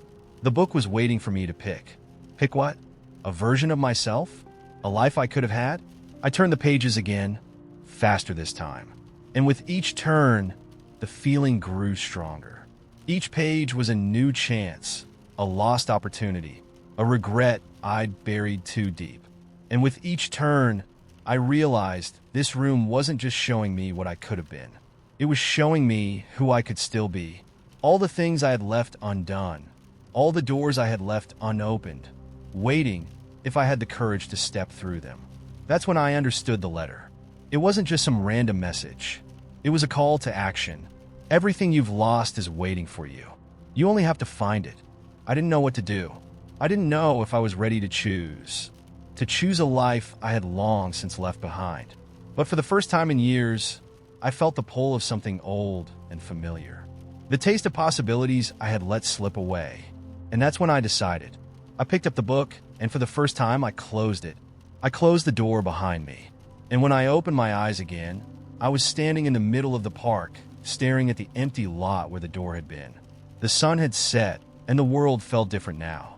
The possibilities were still there, waiting. But now, I had to decide, which version of me do I want to be? So I ask you, if you were standing in front of that door, knowing you could step into any life you wanted, what would you choose? Would you walk through?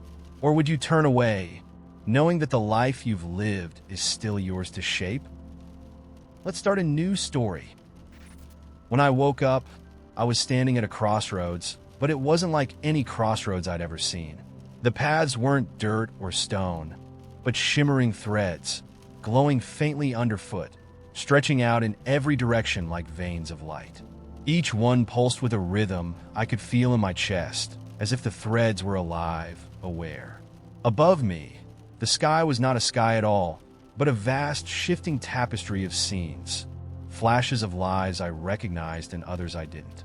The crossroads hummed gently, a sound both comforting and unnerving, like the voice of something enormous breathing just beyond the veil of reality. "Ah, you're awake," a voice said behind me, startling me. I spun around and saw a figure leaning casually against a lamppost that hadn't been there moments ago. They wore a coat stitched together from countless fabrics, each one flickering with moving images. A child's birthday party, a storm over an empty sea, a person sitting alone in a cafe, staring out the window. Their face was ordinary but utterly forgettable, like an actor who only played background characters. "Where am I?" I asked. "You're at the loom," they said, as if it were obvious. "The crossroads of all you might be. Quite the place, huh?" I blinked, trying to process their words. "All I might be? What does that even mean?" The figure straightened, dusting off their coat, though it showed no sign of dirt.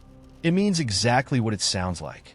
Every decision, every thought, every hesitation creates a thread. Some stretch out far, others snap off before they even begin. And here you are, right in the middle of it all. Congratulations." They gestured expansively at the glowing paths and the shifting sky above. "This is where it gets interesting. I didn't choose to come here," I said, stepping back instinctively. "Oh, nobody does," they said with a smirk. "But you touched the weave, didn't you?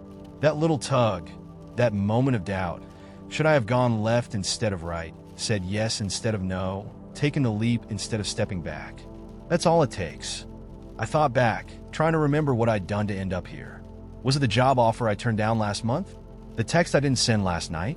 1,000 tiny choices rushed through my mind, and suddenly, the glowing threads at my feet shifted. Some dimmed, others brightened, their pulsing rhythms quickening. The figure chuckled, watching me. "Careful now. You're stirring the weave. They can feel you thinking." "What are they?" I asked, gesturing to the threads. "They're you," the figure said. "All the versions of you that could be. Every thread is a path you might take, a life you might live. Some lead to joy, others to heartbreak. Some burn out quickly, others stretch into eternity. The loom holds them all." I crouched down, hesitating before touching one of the glowing threads. It pulsed faintly against my fingertips, and instantly, I was overwhelmed by a flood of images. I saw myself sitting in a quiet house, painting a landscape while sunlight streamed through the window. The air smelled like oranges and fresh grass. There was peace in that life, a contentment I didn't know I craved until I felt it.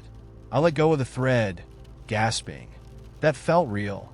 "It was," the figure said, crouching beside me now. "Or it could be. It's one of your possible lives. That's the beauty of the loom. It doesn't lie. Every thread you see here is true, in its own way." I stared at the vast expanse of glowing paths. How do I know which one to choose? "Ah," the figure said, grinning. "That's the question, isn't it? You don't. Not really. But here's the thing. You can only walk one. The others? They unravel the moment you take a step." A wave of panic hit me. "Unravel? What do you mean?" The figure's expression softened, almost pitying. "Every choice closes doors. You can't be everything, no matter how much you might wish otherwise. You got one step, one direction. That's the rule." I looked at the threads again, their light now seeming both beautiful and tragic. Each one was a life, a version of me that I could never fully be. "Can I see more of them?" I asked, my voice small. The figure nodded. "Of course, but seeing doesn't mean understanding. Sometimes, the more you see, the harder it gets." They snapped their fingers, and the sky above us began to shift faster, scenes bleeding into one another like spilled paint. I saw myself as a traveler, wandering through bustling cities and quiet mountains, never staying in one place. Then I saw another version of myself as a scientist, hunched over a lab bench, my face lined with focus and exhaustion. Another thread showed me laughing with a group of strangers in a candlelit room, and yet another revealed me standing on a stage, a sea of faces watching as I spoke. Each vision tugged at me in a different way, and my heart ached with the weight of them all. "They're all me?" I whispered. "They are," the figure said, "but you can't have them all. So what'll it be?" I hesitated, overwhelmed. What if I choose wrong? "Wrong." They laughed, the sound echoing strangely in the space around us. "There's no wrong choice, just different ones. Every thread has its beauty, and every thread has its cost. The question isn't which is right, it's which one you're willing to live." I looked at the paths again, my mind racing. The traveler, the artist, the scientist, the performer. They all felt like pieces of me, fragments of something whole. But none of them were the whole picture. And yet, I couldn't stay here forever. The loom was waiting. I took a deep breath and closed my eyes. "Will I remember the others?" I asked. The figure didn't answer right away. When they finally spoke, their voice was softer. "Not exactly, but you'll feel them, like echoes in your bones. They'll be part of you, even if you don't know why." I opened my eyes, gazing down at the threads. One of them seemed to glow a little brighter, pulsing in time with my heartbeat. It wasn't the most dazzling or the longest. It was quiet, steady. It felt possible. I took a step. The moment my foot touched the thread, the world around me exploded into light. The other paths vanished, unraveling like gossamer, their glow fading into the tapestry of the sky. The figure smiled faintly, their form already dissolving into the air. "Good luck," they said, their voice echoing as the loom faded. "And remember, every thread you choose weaves a new beginning." When the light dimmed, I was back in my bed. The morning sunlight streamed through the window, warm and golden. The room was quiet, but but the hum of the threads lingered faintly in my chest, a reminder of what I'd seen. I didn't know where this thread would lead, but for the first time in a long time, I felt ready to follow it. If you stood at the loom, surrounded by all your possible selves, which thread would you take? And how would you choose? Let's start a new story. It began with an old woman and a suitcase. I was sitting at a bench in the park, mindlessly watching a flock of pigeons squabble over breadcrumbs when I noticed her. She was standing at the far end of the path, next to the old stone fountain that had been dry for years. Her back bent slightly with age, but her movements sharp and deliberate. What caught my eye was the suitcase, small, black, worn in a way that suggested it had traveled through places far older than this park. It was strange because no one carried a suitcase around here. Not anymore. I'd walked past her a few times before, always absorbed in my own little world. But this time, something in the air had shifted. The wind had picked up, but it wasn't the usual kind of gust that rustled the leaves. It was a gentle, almost conspiratorial breeze that seemed to be urging me toward her, tugging at my sleeve as if the world itself wanted me to approach. And so I did. "Excuse me," I said, standing in front of her.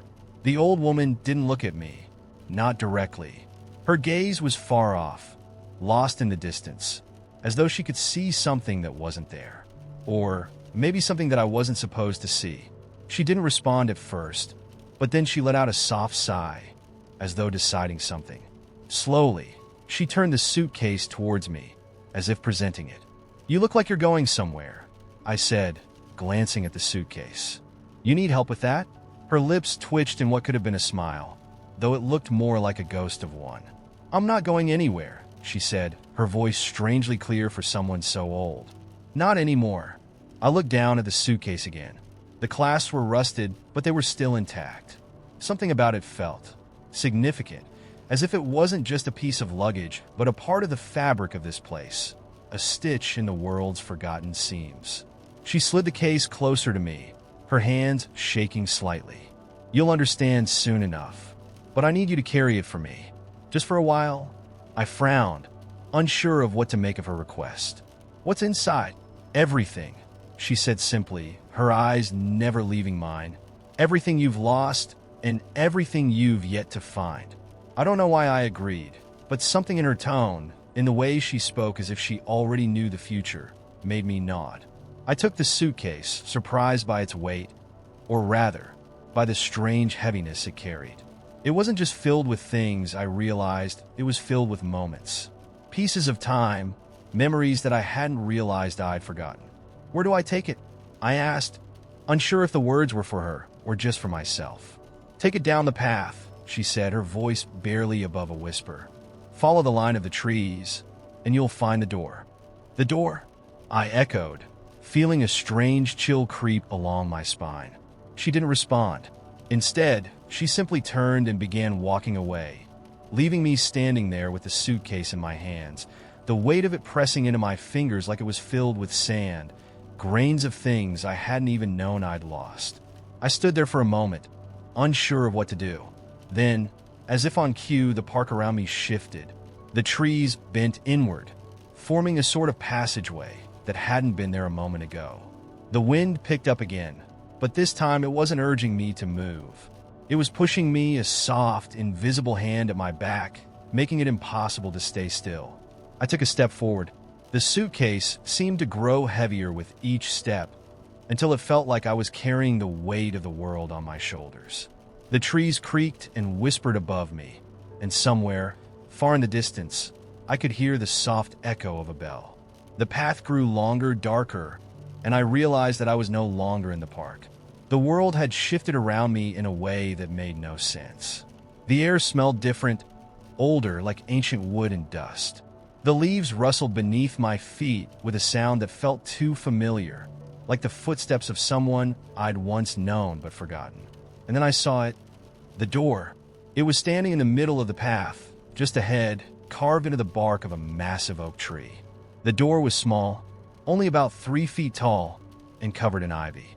It seemed out of place, but at the same time, it felt like it had always been there, waiting for me. The suitcase in my hands began to thrum, a low vibration that matched the pulsing of my heartbeat. I approached the door. It wasn't locked, but the moment I reached for the handle, I hesitated.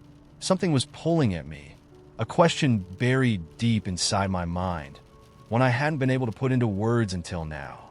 I turned the handle and stepped through. On the other side was a room. Not a room in the sense of a physical space, but a room made of light, of colors shifting in a way that I couldn't understand. It was like stepping into the middle of a dream, where nothing quite made sense, but everything felt real. The walls were made of shifting patterns, like liquid glass, and the air hummed with an energy that made my skin tingle. I looked around and saw faces. Dozens of faces, each one unfamiliar, but somehow I knew them all. They were the faces of everyone I had ever lost. I recognized my childhood dog, his eyes bright and expectant. There was a teacher from high school, a woman I hadn't thought about in years, a friend who had drifted away, an ex-lover whose name I couldn't remember anymore. And at the center of the room, standing before a massive mirror, was the woman with the suitcase. She was younger now, her back straight, her eyes sharp and clear. She looked at me and smiled, the same ghostly smile I had seen earlier. "You've brought it," she said. "You're ready now." I looked down at the suitcase. It had changed. It was no longer the heavy, rusted case I'd carried from the park. It had become a light, delicate box, its surface smooth and polished like it was made of the finest wood. It was no longer filled with things I'd lost. It was filled with things I had yet to live. "Am I dreaming?" I asked, my voice trembling. "Not dreaming," she replied. "Just remembering and discovering." The mirror behind her rippled, like water disturbed by a stone, and I could see the reflection of the room twisting, transforming into a landscape I didn't recognize. I saw myself, in the reflection, walking across a bridge I'd never crossed, into a city I had never visited, meeting people I had never met. And then, just as quickly, the mirror shattered. The pieces of glass fell like stars around me, disappearing before they hit the ground. The world around me faded, the room vanishing like smoke in the wind. When I opened my eyes again, I was standing back in the park. The suitcase was gone. The woman was gone, but I could still hear the soft hum of the bell, ringing somewhere in the distance. And as I looked down at my hands, I realized that I wasn't empty anymore. I was carrying something, not the suitcase, but the weight of everything I hadn't yet lived. And for the first time, it didn't feel like a burden. It felt like a promise. Let's start a new story. When I woke up, my bed whispered, "Shoo, don't move yet. The floor is plotting something." I froze mid-yawn. My room was dim, the morning sunlight slicing through the blinds in soft ribbons. But the air felt heavier, like I'd woken up inside someone else's story. I glanced down at the bed, my sheets wrapped around me like a lazy cocoon. "What?" I asked cautiously, though I wasn't entirely sure why I was humoring the situation. "The floor," the bed murmured, the voice low and conspiratorial. "It's mad because you never sweep. You drop crumbs, you leave shoe prints. It's personal now." "Personal?" I whispered back. "Deadly personal," said the rug, flatly and from beneath my feet. "If you want to walk today, you better tread lightly." I shifted slowly, half expecting the floorboards to crack open and swallow me whole. Instead, they groaned dramatically. "Careful, we're not your personal runway, you know. Have you ever considered socks?" Socks are a thing. I needed coffee. Immediately, as I shuffled into the kitchen, every step a minefield of commentary from the floor, the cabinets greeted me with passive-aggressive warmth. "Oh, look," said the one above the sink, its tone syrupy sweet. The one who keeps cramming plastic containers into me like a sad game of Tetris. The fridge chimed in before I could defend myself. "Plastic containers? Luxury. I've got leftover spaghetti that's been fermenting for 2 weeks. 2 weeks. You call that food? I call it a biohazard." I muttered something that vaguely resembled an apology, but the fridge wasn't done. "Oh no. You think sorry cuts it? I'm doing you a favor keeping that thing cold.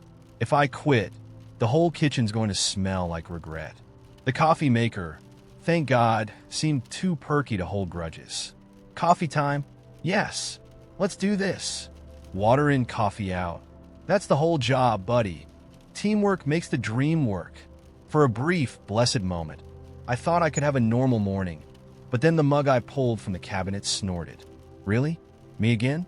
You have a whole collection of mugs, and yet I'm the one who gets filled with your caffeine dependence every single day. Don't think I haven't noticed. Fine, I said, reaching for another mug. The first mug gasped. Oh, I see how it is. You can't handle a little honesty, so you're going to abandon me? Classic. I poured the coffee in silence and sat at the table, where my chair creaked indignantly beneath me. Do you have to sit so hard? You know, there's a difference between sitting and collapsing like a sack of bricks. Noted, I muttered, taking a sip of coffee. From across the room, the toaster coughed dramatically. Oh, don't mind me. I'll just sit here and used as always. Why have bread when you can sip liquid energy from a mug that probably hates you? I waved it off. Not today, toaster. The bread, which I hadn't even touched, piped up. Yeah, that's right. Ignore me. Leave me to harden into a brick inside the bag. It's fine. Totally fine.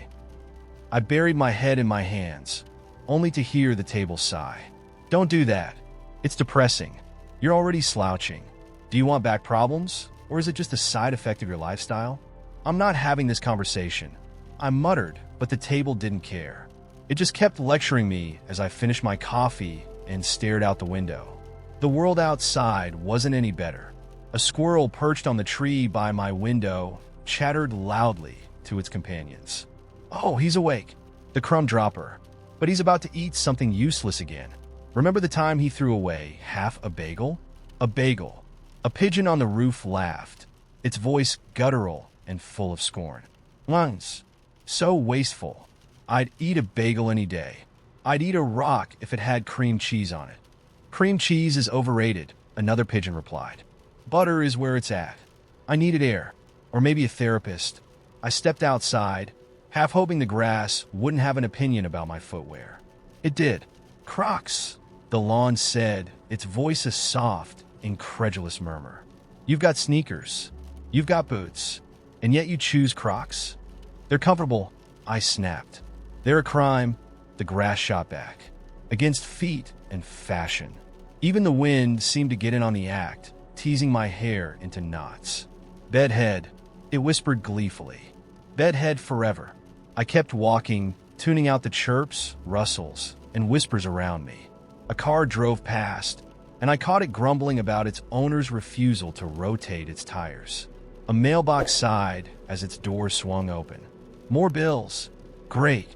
Do I look like I enjoy holding disappointment? By the time I returned home, I was exhausted. I sank into the couch, which groaned as if I'd punched it. What did I ever do to you? It demanded. All I do is support you. And this is how you repay me? I just need 5 minutes, I said. Of course, said the lamp, flicking on without permission. Take your time. It's not like you've got chores piling up. Or laundry. Or dishes. No big deal. Despite everything, I found myself smiling. The sheer absurdity of it all was strangely delightful. The world around me, my couch, my coffee maker, the pigeons outside, they all had voices now. Sarcastic, judgmental voices, sure, but they also had personality. Life felt bigger, brighter, and utterly ridiculous in the best way possible. So here's my question. If you woke up one day and the world around you started talking, would you embrace the madness? Or would you just put on headphones and pretend it wasn't happening? Let's start a new story. It was a Tuesday when I first saw it. The old notebook tucked away in the back of a thrift store, buried beneath a pile of faded paperback novels and dusty photo frames. I had no reason to be in there, no grand mission for treasure hunting or nostalgia.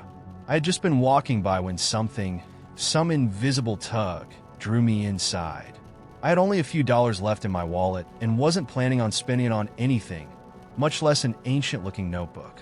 But there it was, hidden like a secret, its leather cover cracked with age, the pages yellowed with time. The moment my fingers brushed against it, something shifted, a sort of pulse, a light thrum, nothing I could explain. It was just there. Curious, I flipped it open. The first page was blank, which I figured was normal for a used notebook. But as I turned the next few pages, I noticed something strange. On each one, there were small, handwritten notes, fragments of sentences, ideas perhaps, but no full thoughts, just a line here, a word there. Sometimes it's not about the ending, but the way you move through it. She was born with the scent of roses on her skin. The door will open when you least expect it. I turned a few more pages, but nothing about these notes made any sense. The handwriting was messy, hurried even, as if someone was trying to jot down fleeting thoughts before they vanished into the ether. I almost put it back, but something in me hesitated. This was more than just a notebook. It was like I had stumbled upon the afterthoughts of someone else's mind, their unfinished stories and hidden musings. I glanced at the price tag, $2.50. It was absurd how little it cost, but the moment felt important, as if the price had nothing to do with the value of the thing. I paid for it, left the store, and walked home with it tucked under my arm. That night, I couldn't stop thinking about it. The notebook sat on my desk, the pages still blank beyond the random snippets I'd found. There was a faint, almost imperceptible smell coming from it, like old paper and something else. I couldn't put my finger on it. I decided to write something in it, just to see if I could break the silence, maybe give it some meaning. I sat down with a pen, staring at the first page. What do I write? I asked aloud, almost joking with myself. But as I looked at the empty lines before me, I realized something. I wasn't thinking. My hand was moving, and the words were appearing, one after another, as if the pen had a mind of its own. The stars above are always closer than you think. The words didn't feel like my own. They were there, but not entirely familiar. The handwriting was mine, but the idea wasn't. It felt guided. I stopped, but my hand wouldn't. It moved again, and this time, the words came faster. You have to leave the city to find what you're looking for. It's waiting in the places you've forgotten. I blinked, shaking my head. What was I even writing?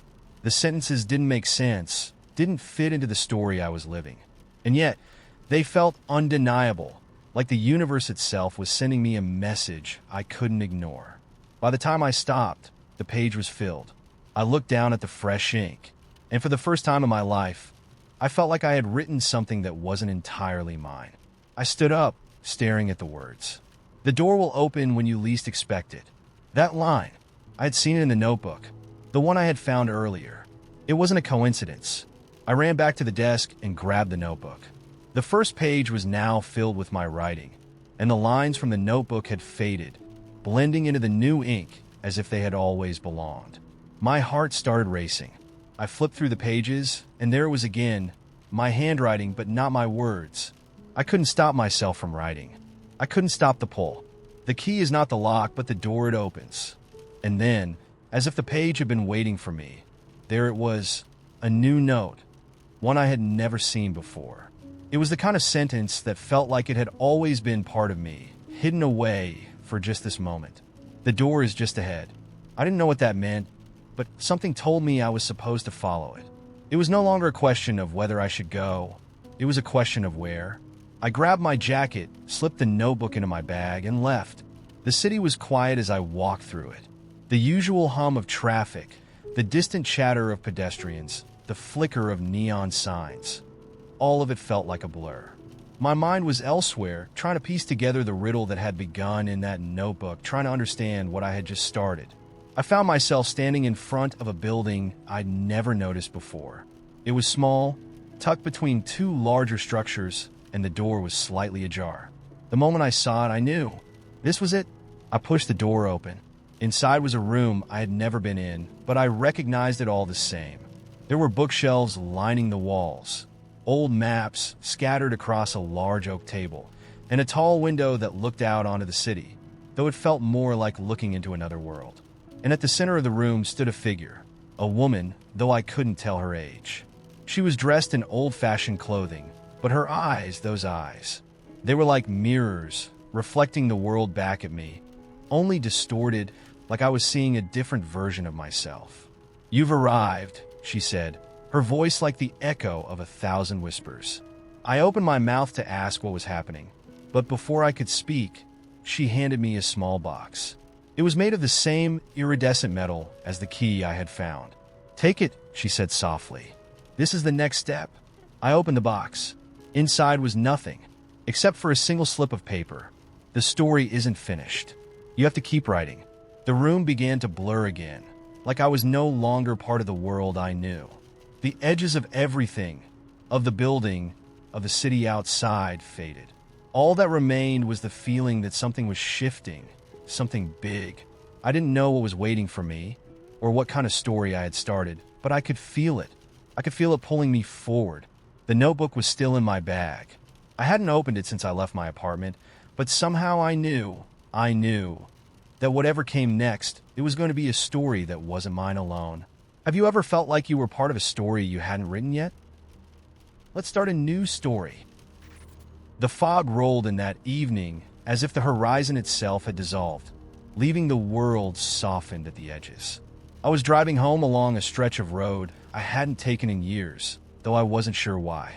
It was one of those detours you make on instinct when the usual route feels too monotonous to endure one more time. The road was quiet, the kind of quiet that makes you aware of your own breathing. The headlights illuminated little more than the immediate curve ahead, and for a while, it felt as though I were the only person left awake in the world.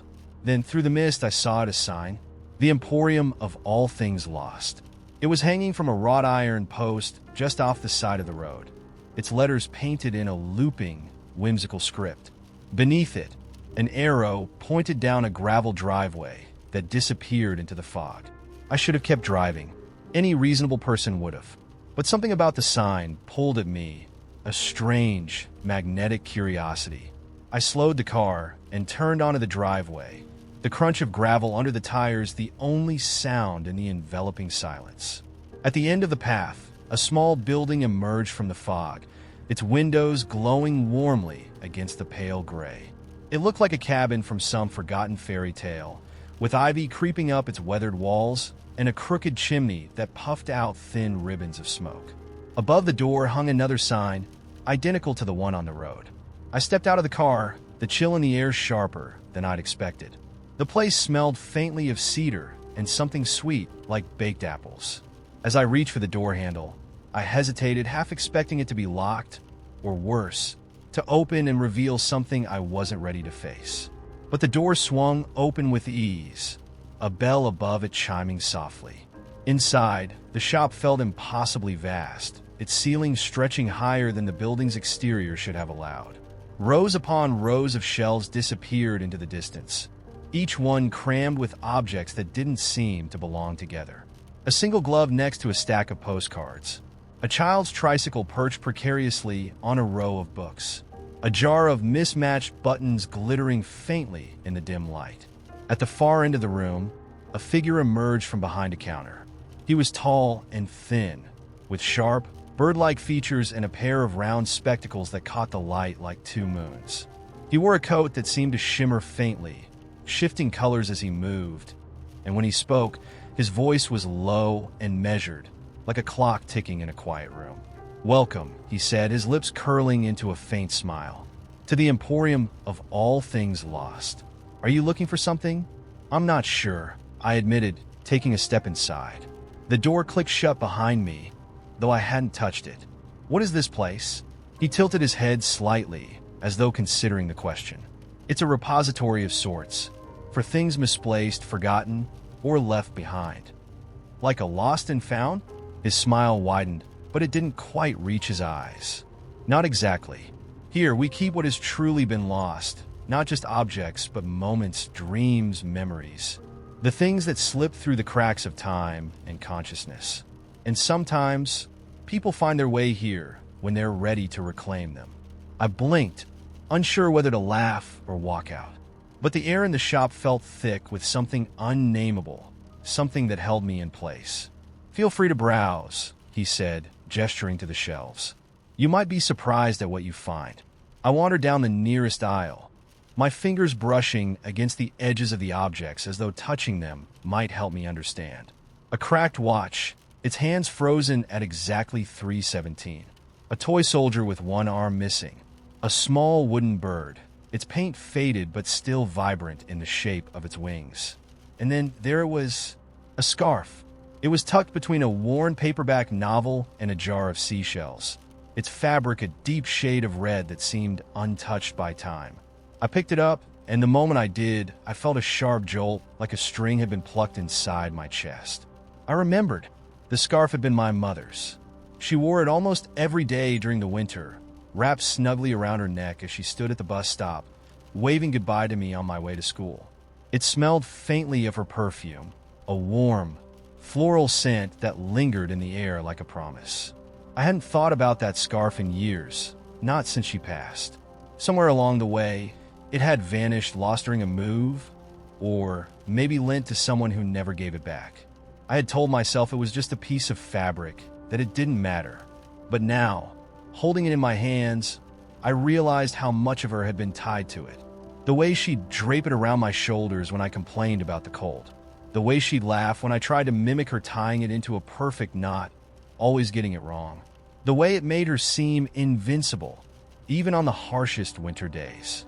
I clutched the scarf tightly, the ache of loss blooming fresh in my chest, but tempered by something softer. Gratitude, maybe, or the strange, bittersweet comfort of remembering. When I returned to the counter, the shopkeeper's eyes flicked to the scarf, and his smile softened. "Found what you were looking for?" I nodded. "How much?" He shook his head. "Nothing here costs money. The only price is the truth of what you've lost. And now, you've already paid it." I didn't fully understand what he meant, but I didn't ask. Some things don't need explanations. When I stepped outside, the fog had lifted. The sky was streaked with the soft purples and oranges of twilight, and the air felt lighter, cleaner, as though the whole world had exhaled. I drove home with the scarf folded carefully on the seat beside me. It still smelled faintly of her perfume, and for the first time in a long time, the ache of missing her didn't feel so heavy. I tried to find a shop again the next day. Drove up and down that stretch of road, searching for the sign, the driveway, anything, but it was gone. The scarf, though, remained, and every time I hold it, I feel her warmth, her laughter, the way she always made the world seem a little less cold.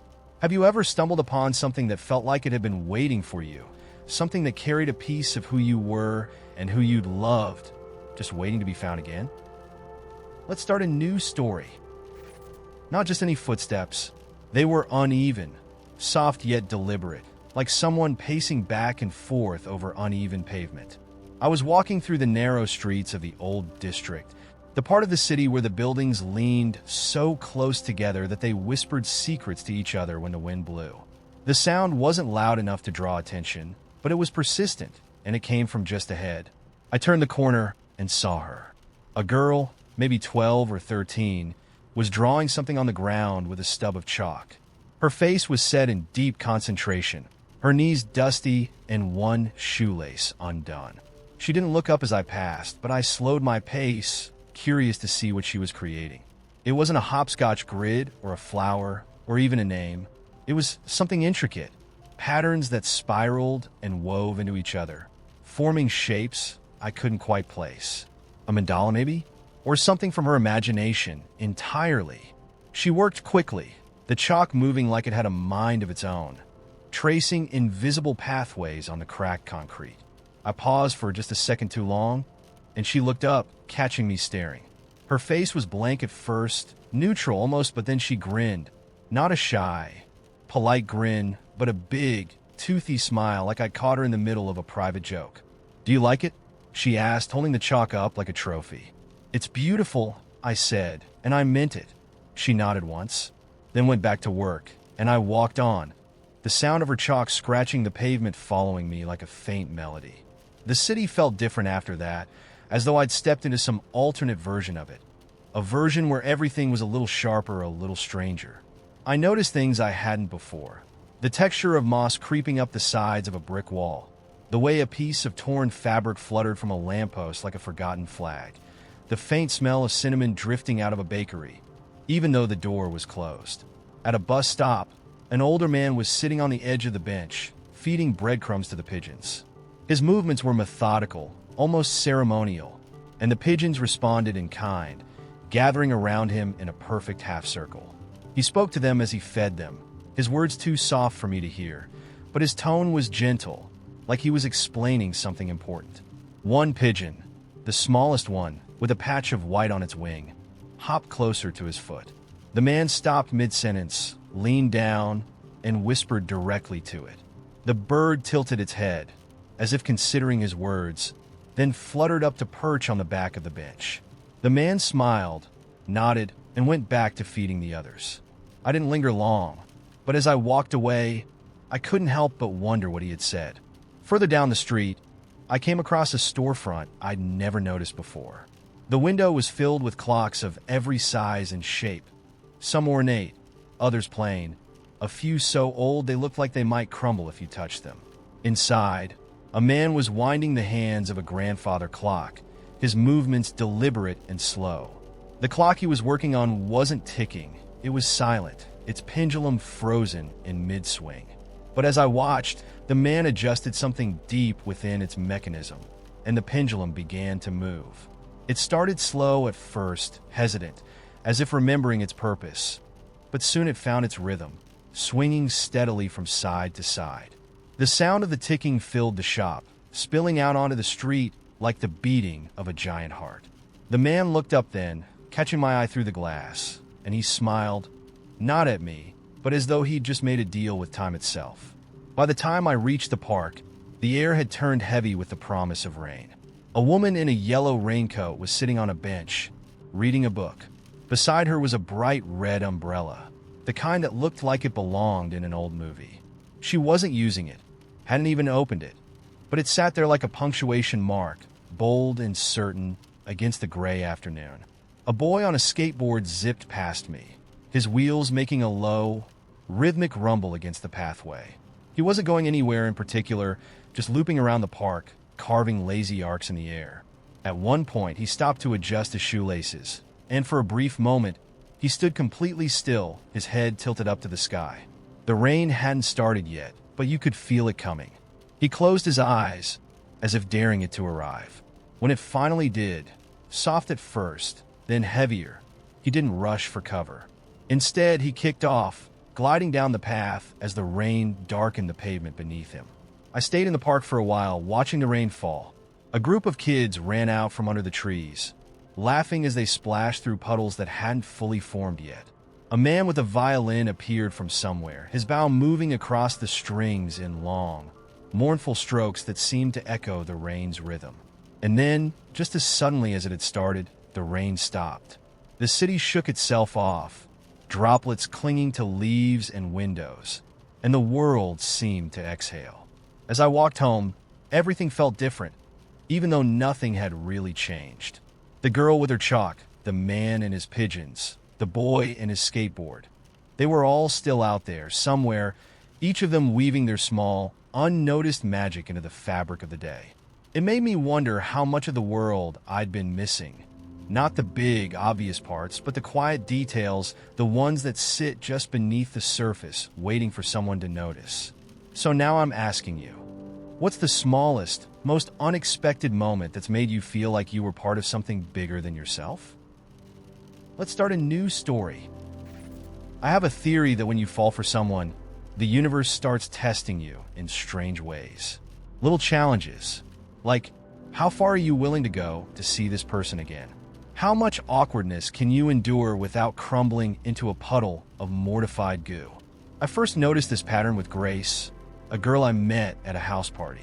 She was standing in the kitchen, holding a plastic cup and debating someone about whether time was linear or just a tangled mess of overlapping moments. I didn't even know the host, but I stayed at that party for 3 hours just to hear her laugh again. Grace had this magnetic, impossible energy, like she was the personification of a lightning bolt that never quite hit the ground. She talked with her hands, wide, swooping gestures that left invisible arcs in the air.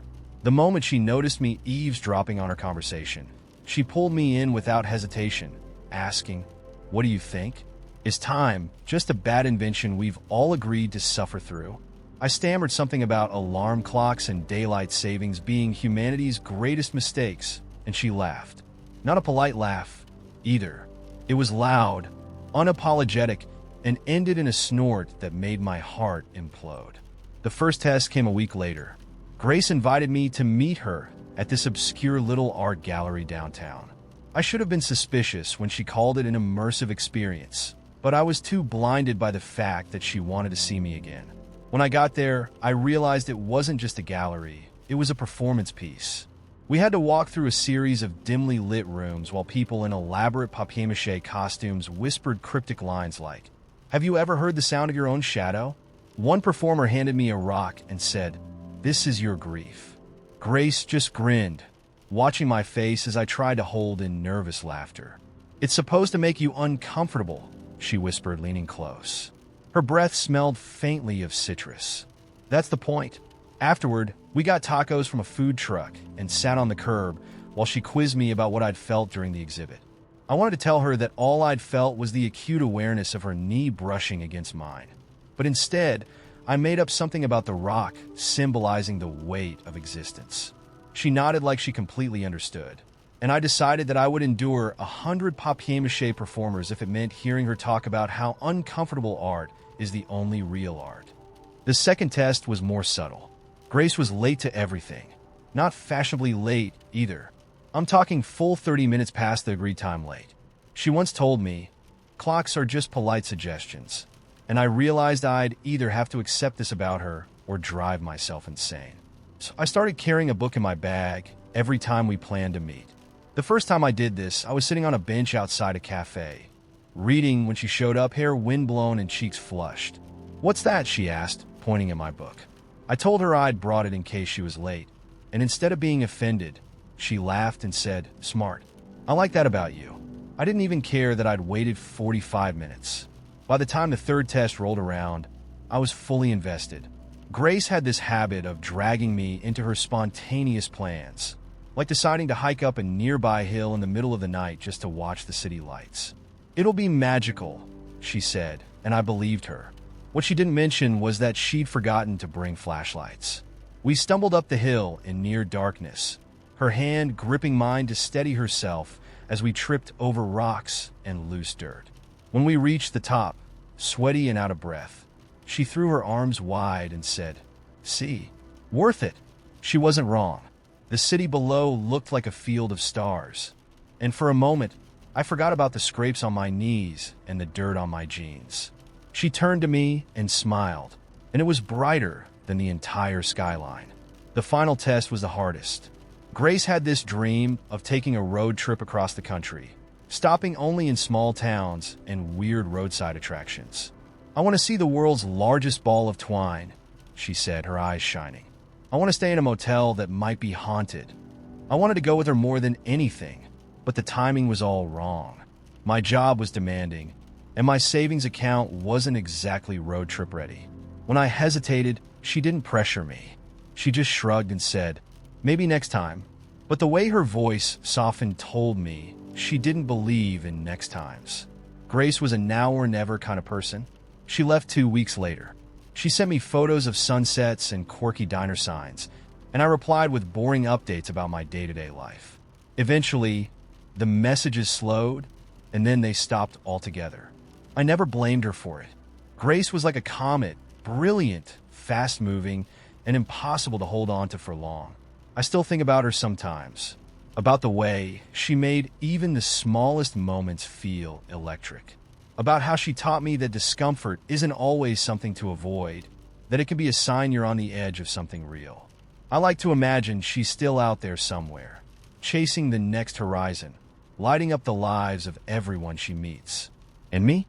I still carry a book in my bag, just in case someone like Grace walks into my life again. Let's start a new story. I met Mara on a Tuesday, and I know that sounds insignificant, just a random day in the middle of the week, nothing special about it.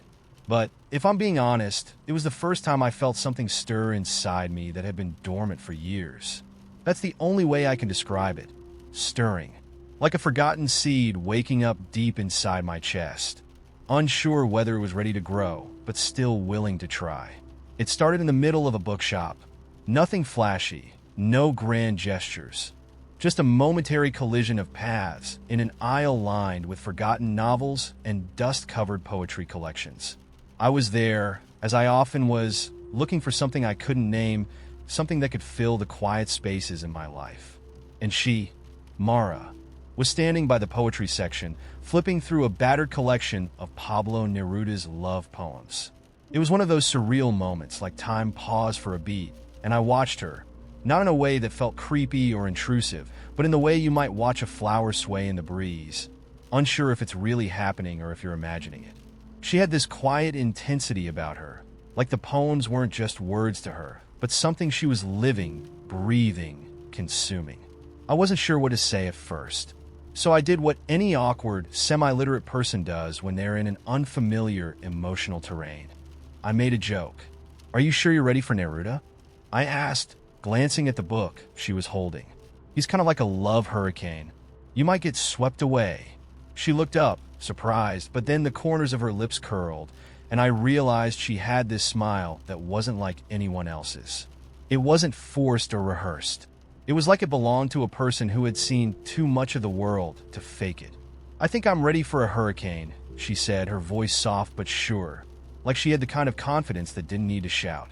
Something inside me shifted, not because of the words, but because of how she said them, like she was speaking directly into the hollow spaces inside me, without even trying. "I'll hold you to that," I replied, suddenly feeling a bit braver. And that's how it started.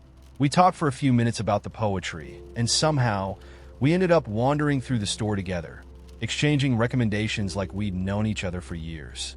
She had this way of talking like everything was connected. Every book, every song, every moment, like she saw patterns in the chaos that I hadn't even realized existed. Before I knew it, I was standing outside the store with her, holding a coffee I didn't want but had accepted just to keep the conversation going. We'd talked about everything and nothing in that short span of time. How she was a painter, how I still hadn't figured out what I was doing with my life, how we both secretly hated winter but kept moving to cities that had it in abundance. "Do you want to get dinner?" she asked suddenly, as if it were the most casual thing in the world. I felt a strange weight in my chest. Not anxiety or fear, but something else, something deeper. "Sure," I said, trying to keep my voice steady. The whole evening was like that. An effortless flow of words and stories, punctuated by laughter, silence, and the occasional flash of something unspoken. The kind of conversation where you don't feel the need to fill every gap, because the pauses are just as important as the words. We ended up at a small diner, the kind that doesn't advertise but has an almost secret kind of charm. It wasn't fancy. The lights were too bright, and the booths were cracked, but the food was warm, and the conversation felt like we were both letting something spill out that had been waiting for years. "So," I asked after a long stretch of silence, "what made you choose painting?"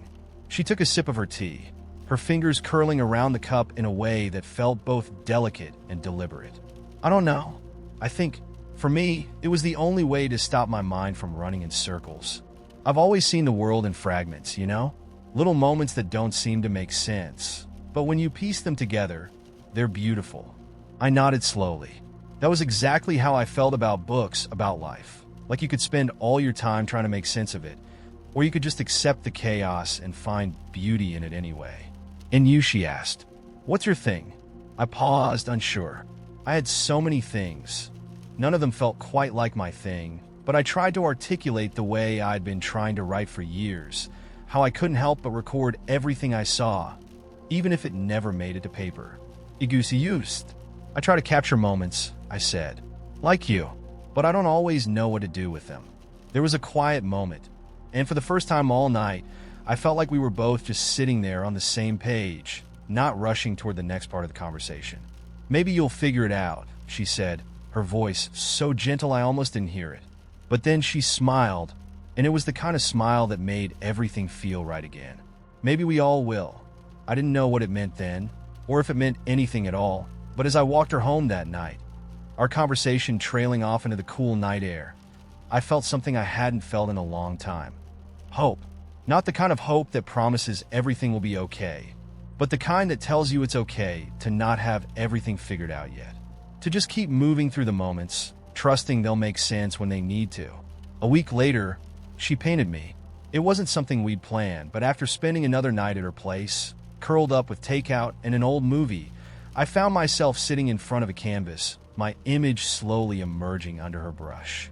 The way she captured me wasn't in sharp lines or perfect details, but in colors, distant, quiet shades that reflected the parts of me I hadn't realized I'd been hiding.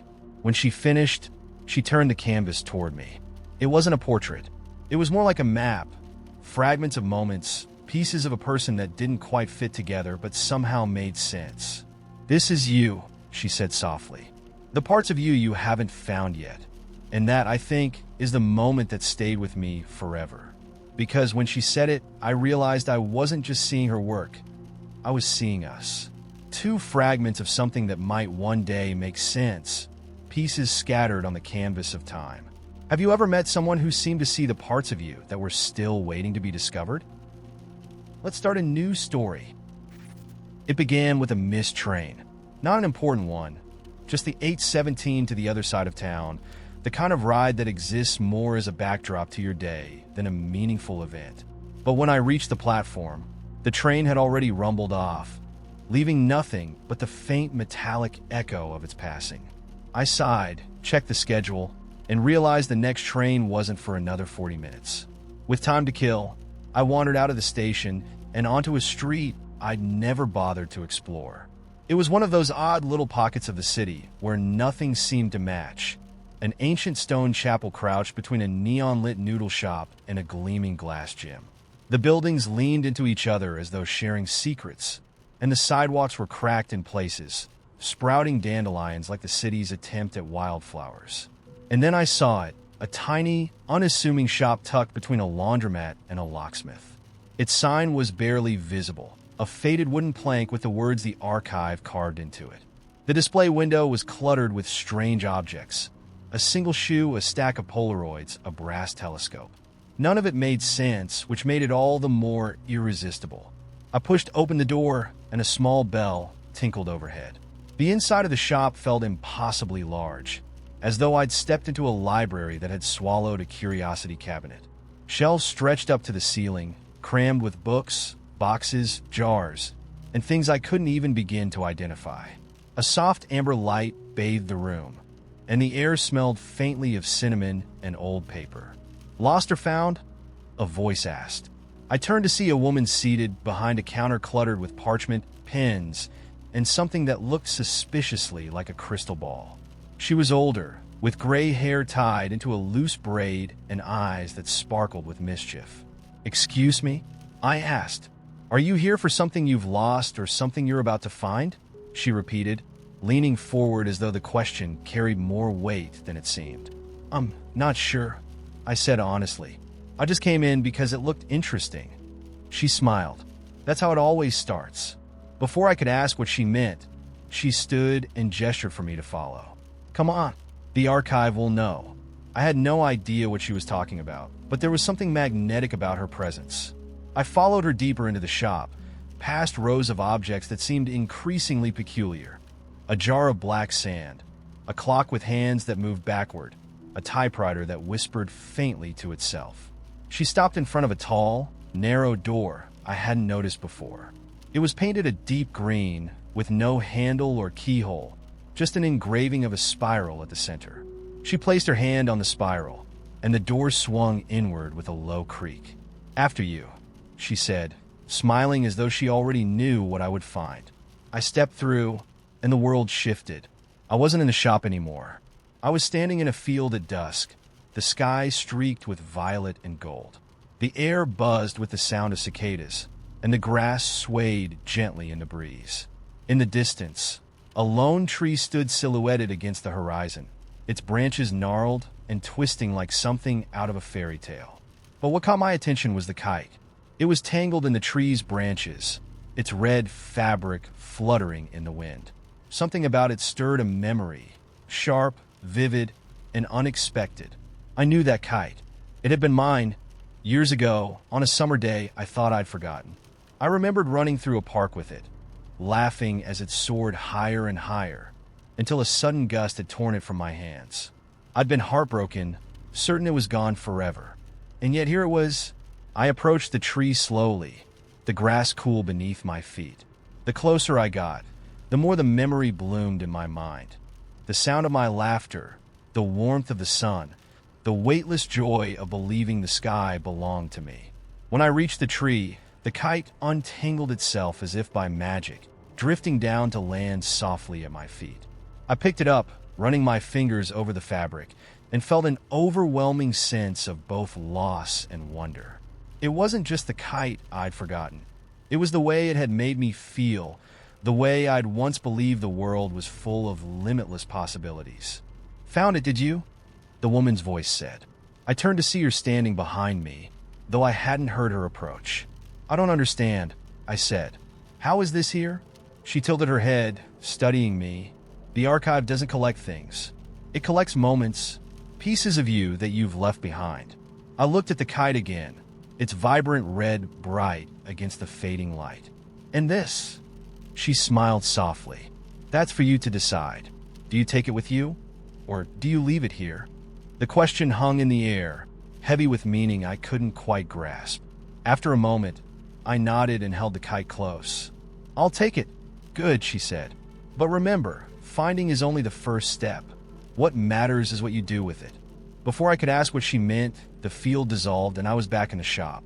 The kite was still in my hands, its fabric warm against my palms.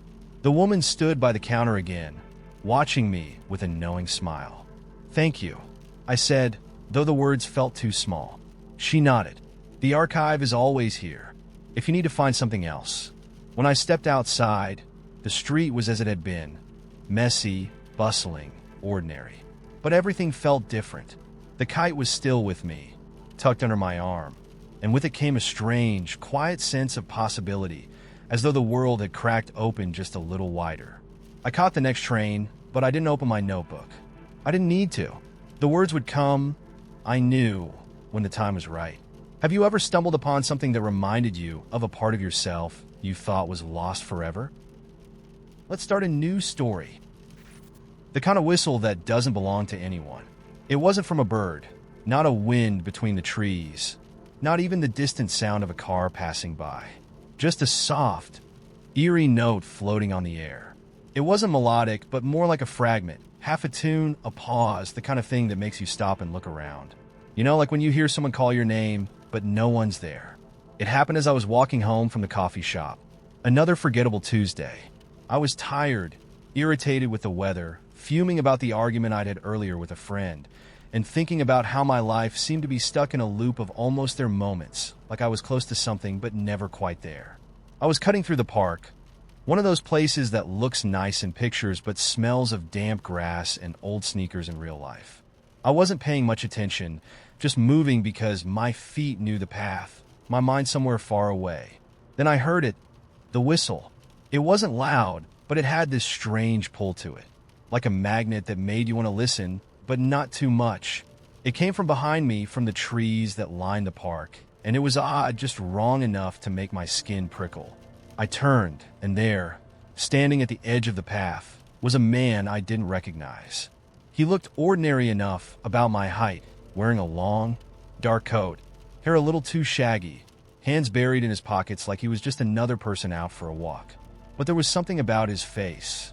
It wasn't that he was ugly or anything. He was striking in a way, his features sharp but soft at the same time, like someone who had been drawn by a sketch artist trying to capture a memory that wasn't entirely theirs. And his eyes, they were strange, dark, but not in the way you'd expect. They seemed to catch the light in odd ways, flickering in and out of focus, as if they were reflections of something I couldn't see. Like they were looking at me, but also looking through me, and for some reason, I couldn't look away. He smiled then, a small, almost imperceptible smile, the kind that says, "I know something you don't, but it's not important." "Do you hear it?" he asked, his voice smooth and warm, but somehow distant. "Excuse me?" I asked, trying to be polite, though I was beginning to feel uneasy. "The whistle," he said, as if it were the most natural thing in the world. "It's calling to you." I glanced over my shoulder. Nothing. The park was as still as it had been moments before, the only movement being a single leaf fluttering down from a branch. But then the whistle came again, soft like a distant tune played on a flute. I turned back to him. What are you talking about?" He tilted his head, like he was studying me. "It's a choice, you know. but not the kind you're used to. There was something unsettling in his gaze, and yet I felt a strange compulsion to listen to him. A choice? What kind of choice? He raised a hand, and before I could blink, he pointed to the ground in front of me, like he was guiding my attention somewhere. At first, I thought I saw nothing, a few blades of grass, a couple of discarded wrappers. But then I looked closer, and there, hidden among the dirt and debris, was a small, weathered key. It was odd. It didn't belong to anything I could immediately identify. No lock, no box, no door, but it seemed significant. The key was old-fashioned, brass, with ornate etchings curling along its sides, delicate and intricate. For a moment, it shimmered, as though it were reflecting light that didn't exist. I started, but the words faltered on my tongue. The man didn't say anything. He just stood there, eyes fixed on me, waiting. His smile hadn't changed, but there was a weight to it now, like the key in front of me wasn't just an object, but something much bigger. And then, like I was acting against my will, my fingers reached down, drawn to the key. As soon as I touched it, the world seemed to change. I know it sounds ridiculous, but it's the only way I can describe it. One moment, I was in the park, standing on a crumbling pathway, and the next, without any conscious effort or movement, I was somewhere else. I blinked. My surroundings shifted, the air thickening with a strange humidity, and when I looked up, the trees around me weren't the same trees. They were taller, older, twisted into shapes I'd never seen before. The sky had gone dark in a way that felt unnatural, like it was the color of ink spilled over paper, pulsing with faint lines of gold. And the key, it was in my hand still, but now it was warm, almost alive, buzzing with an energy that hummed in the back of my skull. I turned in a circle, disoriented. The man was gone. The park had disappeared, and I was standing on the edge of something I couldn't quite name. The whistle came again. This time it wasn't distant. It was close. So close. I stumbled forward, almost tripping over my own feet, my breath coming in sharp bursts. There, just ahead of me, through a veil of mist, was a door. It stood there, tall and imposing, the wood dark and weathered, but the carving was the same intricate swirl I'd seen earlier on the key. It wasn't like a normal door. It seemed to ripple, to breathe, as if it were alive, waiting for me.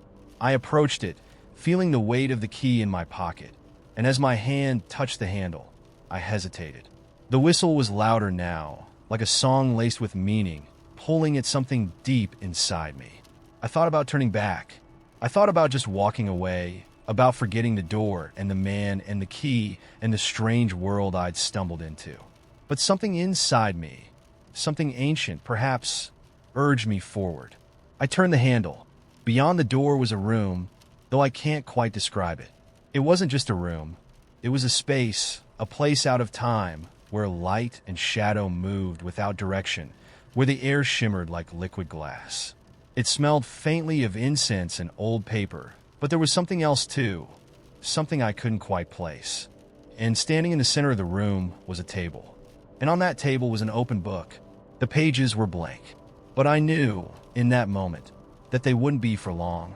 The air around me shifted again, like the space itself was waiting for me to fill it. I felt it in my chest, the pressure of a choice yet to be made, a story that was unfolding, a thread in the tapestry of reality that I had no idea how to weave. The whistle had stopped, but the silence it left behind was heavy. There was only one thing left to do. I took a step forward, and the book began to write itself. Let's start a new story. It started with a storm. One of those late autumn ones that feels like it's straight out of a fairy tale. Thick, swirling clouds, lightning that splits the sky in a jagged burst of white, and rain that falls like it's been trapped in the clouds for centuries. You could hear the storm coming from miles away, rolling in on the wind, and as it grew closer, it felt like the world itself was holding its breath. I was sitting at my usual spot in the back corner of the library, tucked away behind stacks of old books and forgotten history texts, when it began. At first, it was just a noise like a tapping, soft and persistent, like someone knocking on the door in the middle of the night. I looked up, but there was no one there. The storm outside intensified, the rain hammering against the windows with such force it felt like the whole building might collapse under the pressure. The tapping didn't stop. It grew louder, more urgent. I stood up, stretching my legs, and walked to the back of the library, toward the sound. It was coming from the farthest corner, from a shelf that hadn't been touched in ages. No dust, no fingerprints, just the smell of old leather-bound books and the scent of something else. Something strange. I reached for the shelf, half expecting it to be empty, but my fingers brushed against something cold, something solid. A book. But it wasn't a book like any other. The cover was smooth, black as ink, and the edges seemed to shimmer in the dim light, like they weren't quite real. I pulled it from the shelf, and as I did, the tapping stopped. But the silence that followed was thick, oppressive, like the storm outside had seeped into the very air. The book felt heavy in my hands, too heavy.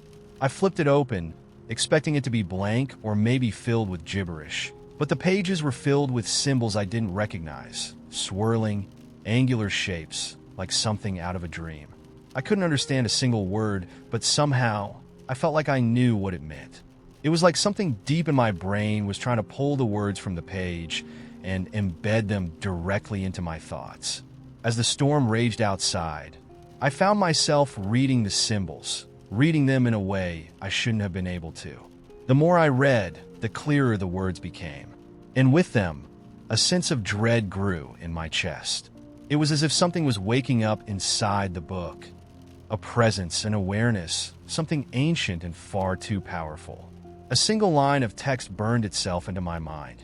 The key to the hollow door is always waiting for the one who listens.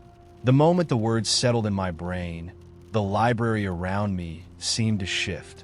The walls warped, bending in unnatural angles, the shadows stretching unnaturally long, like they were alive. A cold gust of wind swept through the room, even though the windows were shut tight. And in the corner of the library, where there had once been nothing, a door appeared. It wasn't a door that belonged in a library.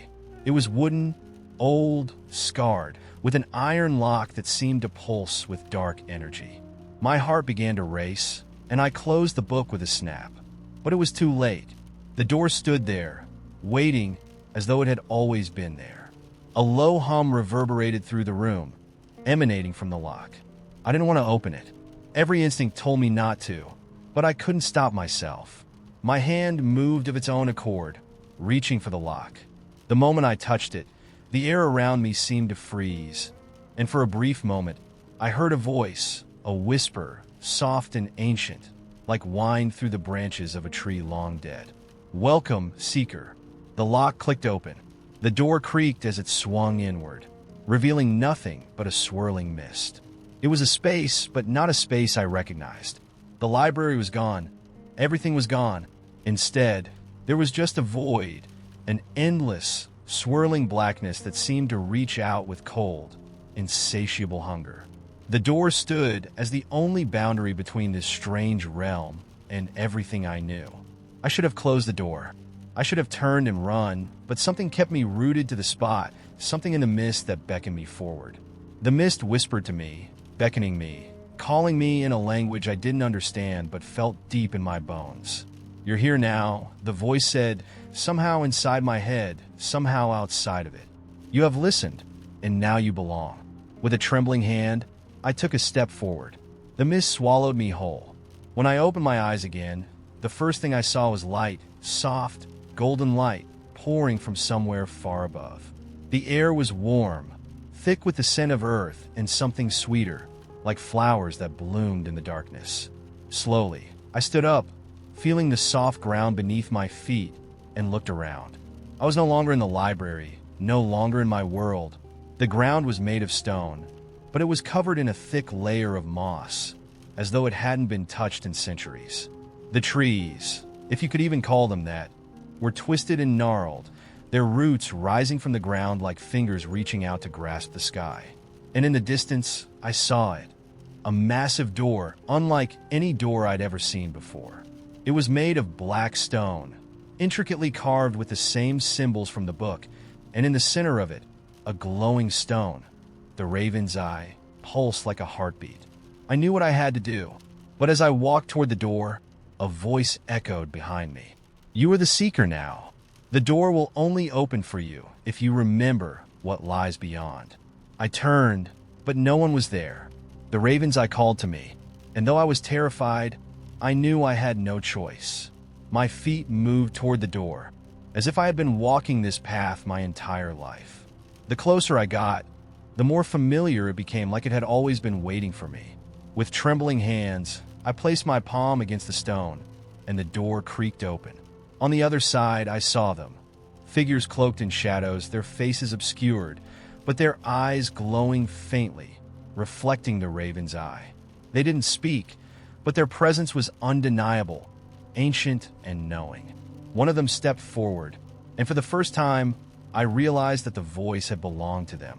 The voice I had heard in my mind. You have listened, Seeker. You have opened the door. Welcome to the hollow realm. And then I understood. The ravens, I wasn't a door. It was a key. The book was never a warning. It was a promise. A promise that once you stepped through the door, you would no longer be bound by the world you once knew. Here, in the hollow realm, time had no meaning, and fate was a thread you could pull apart with your hands. I didn't know if I could leave, and for the first time, I realized I didn't want to. I had listened, and now I belonged. The door behind me closed with a soft, final click.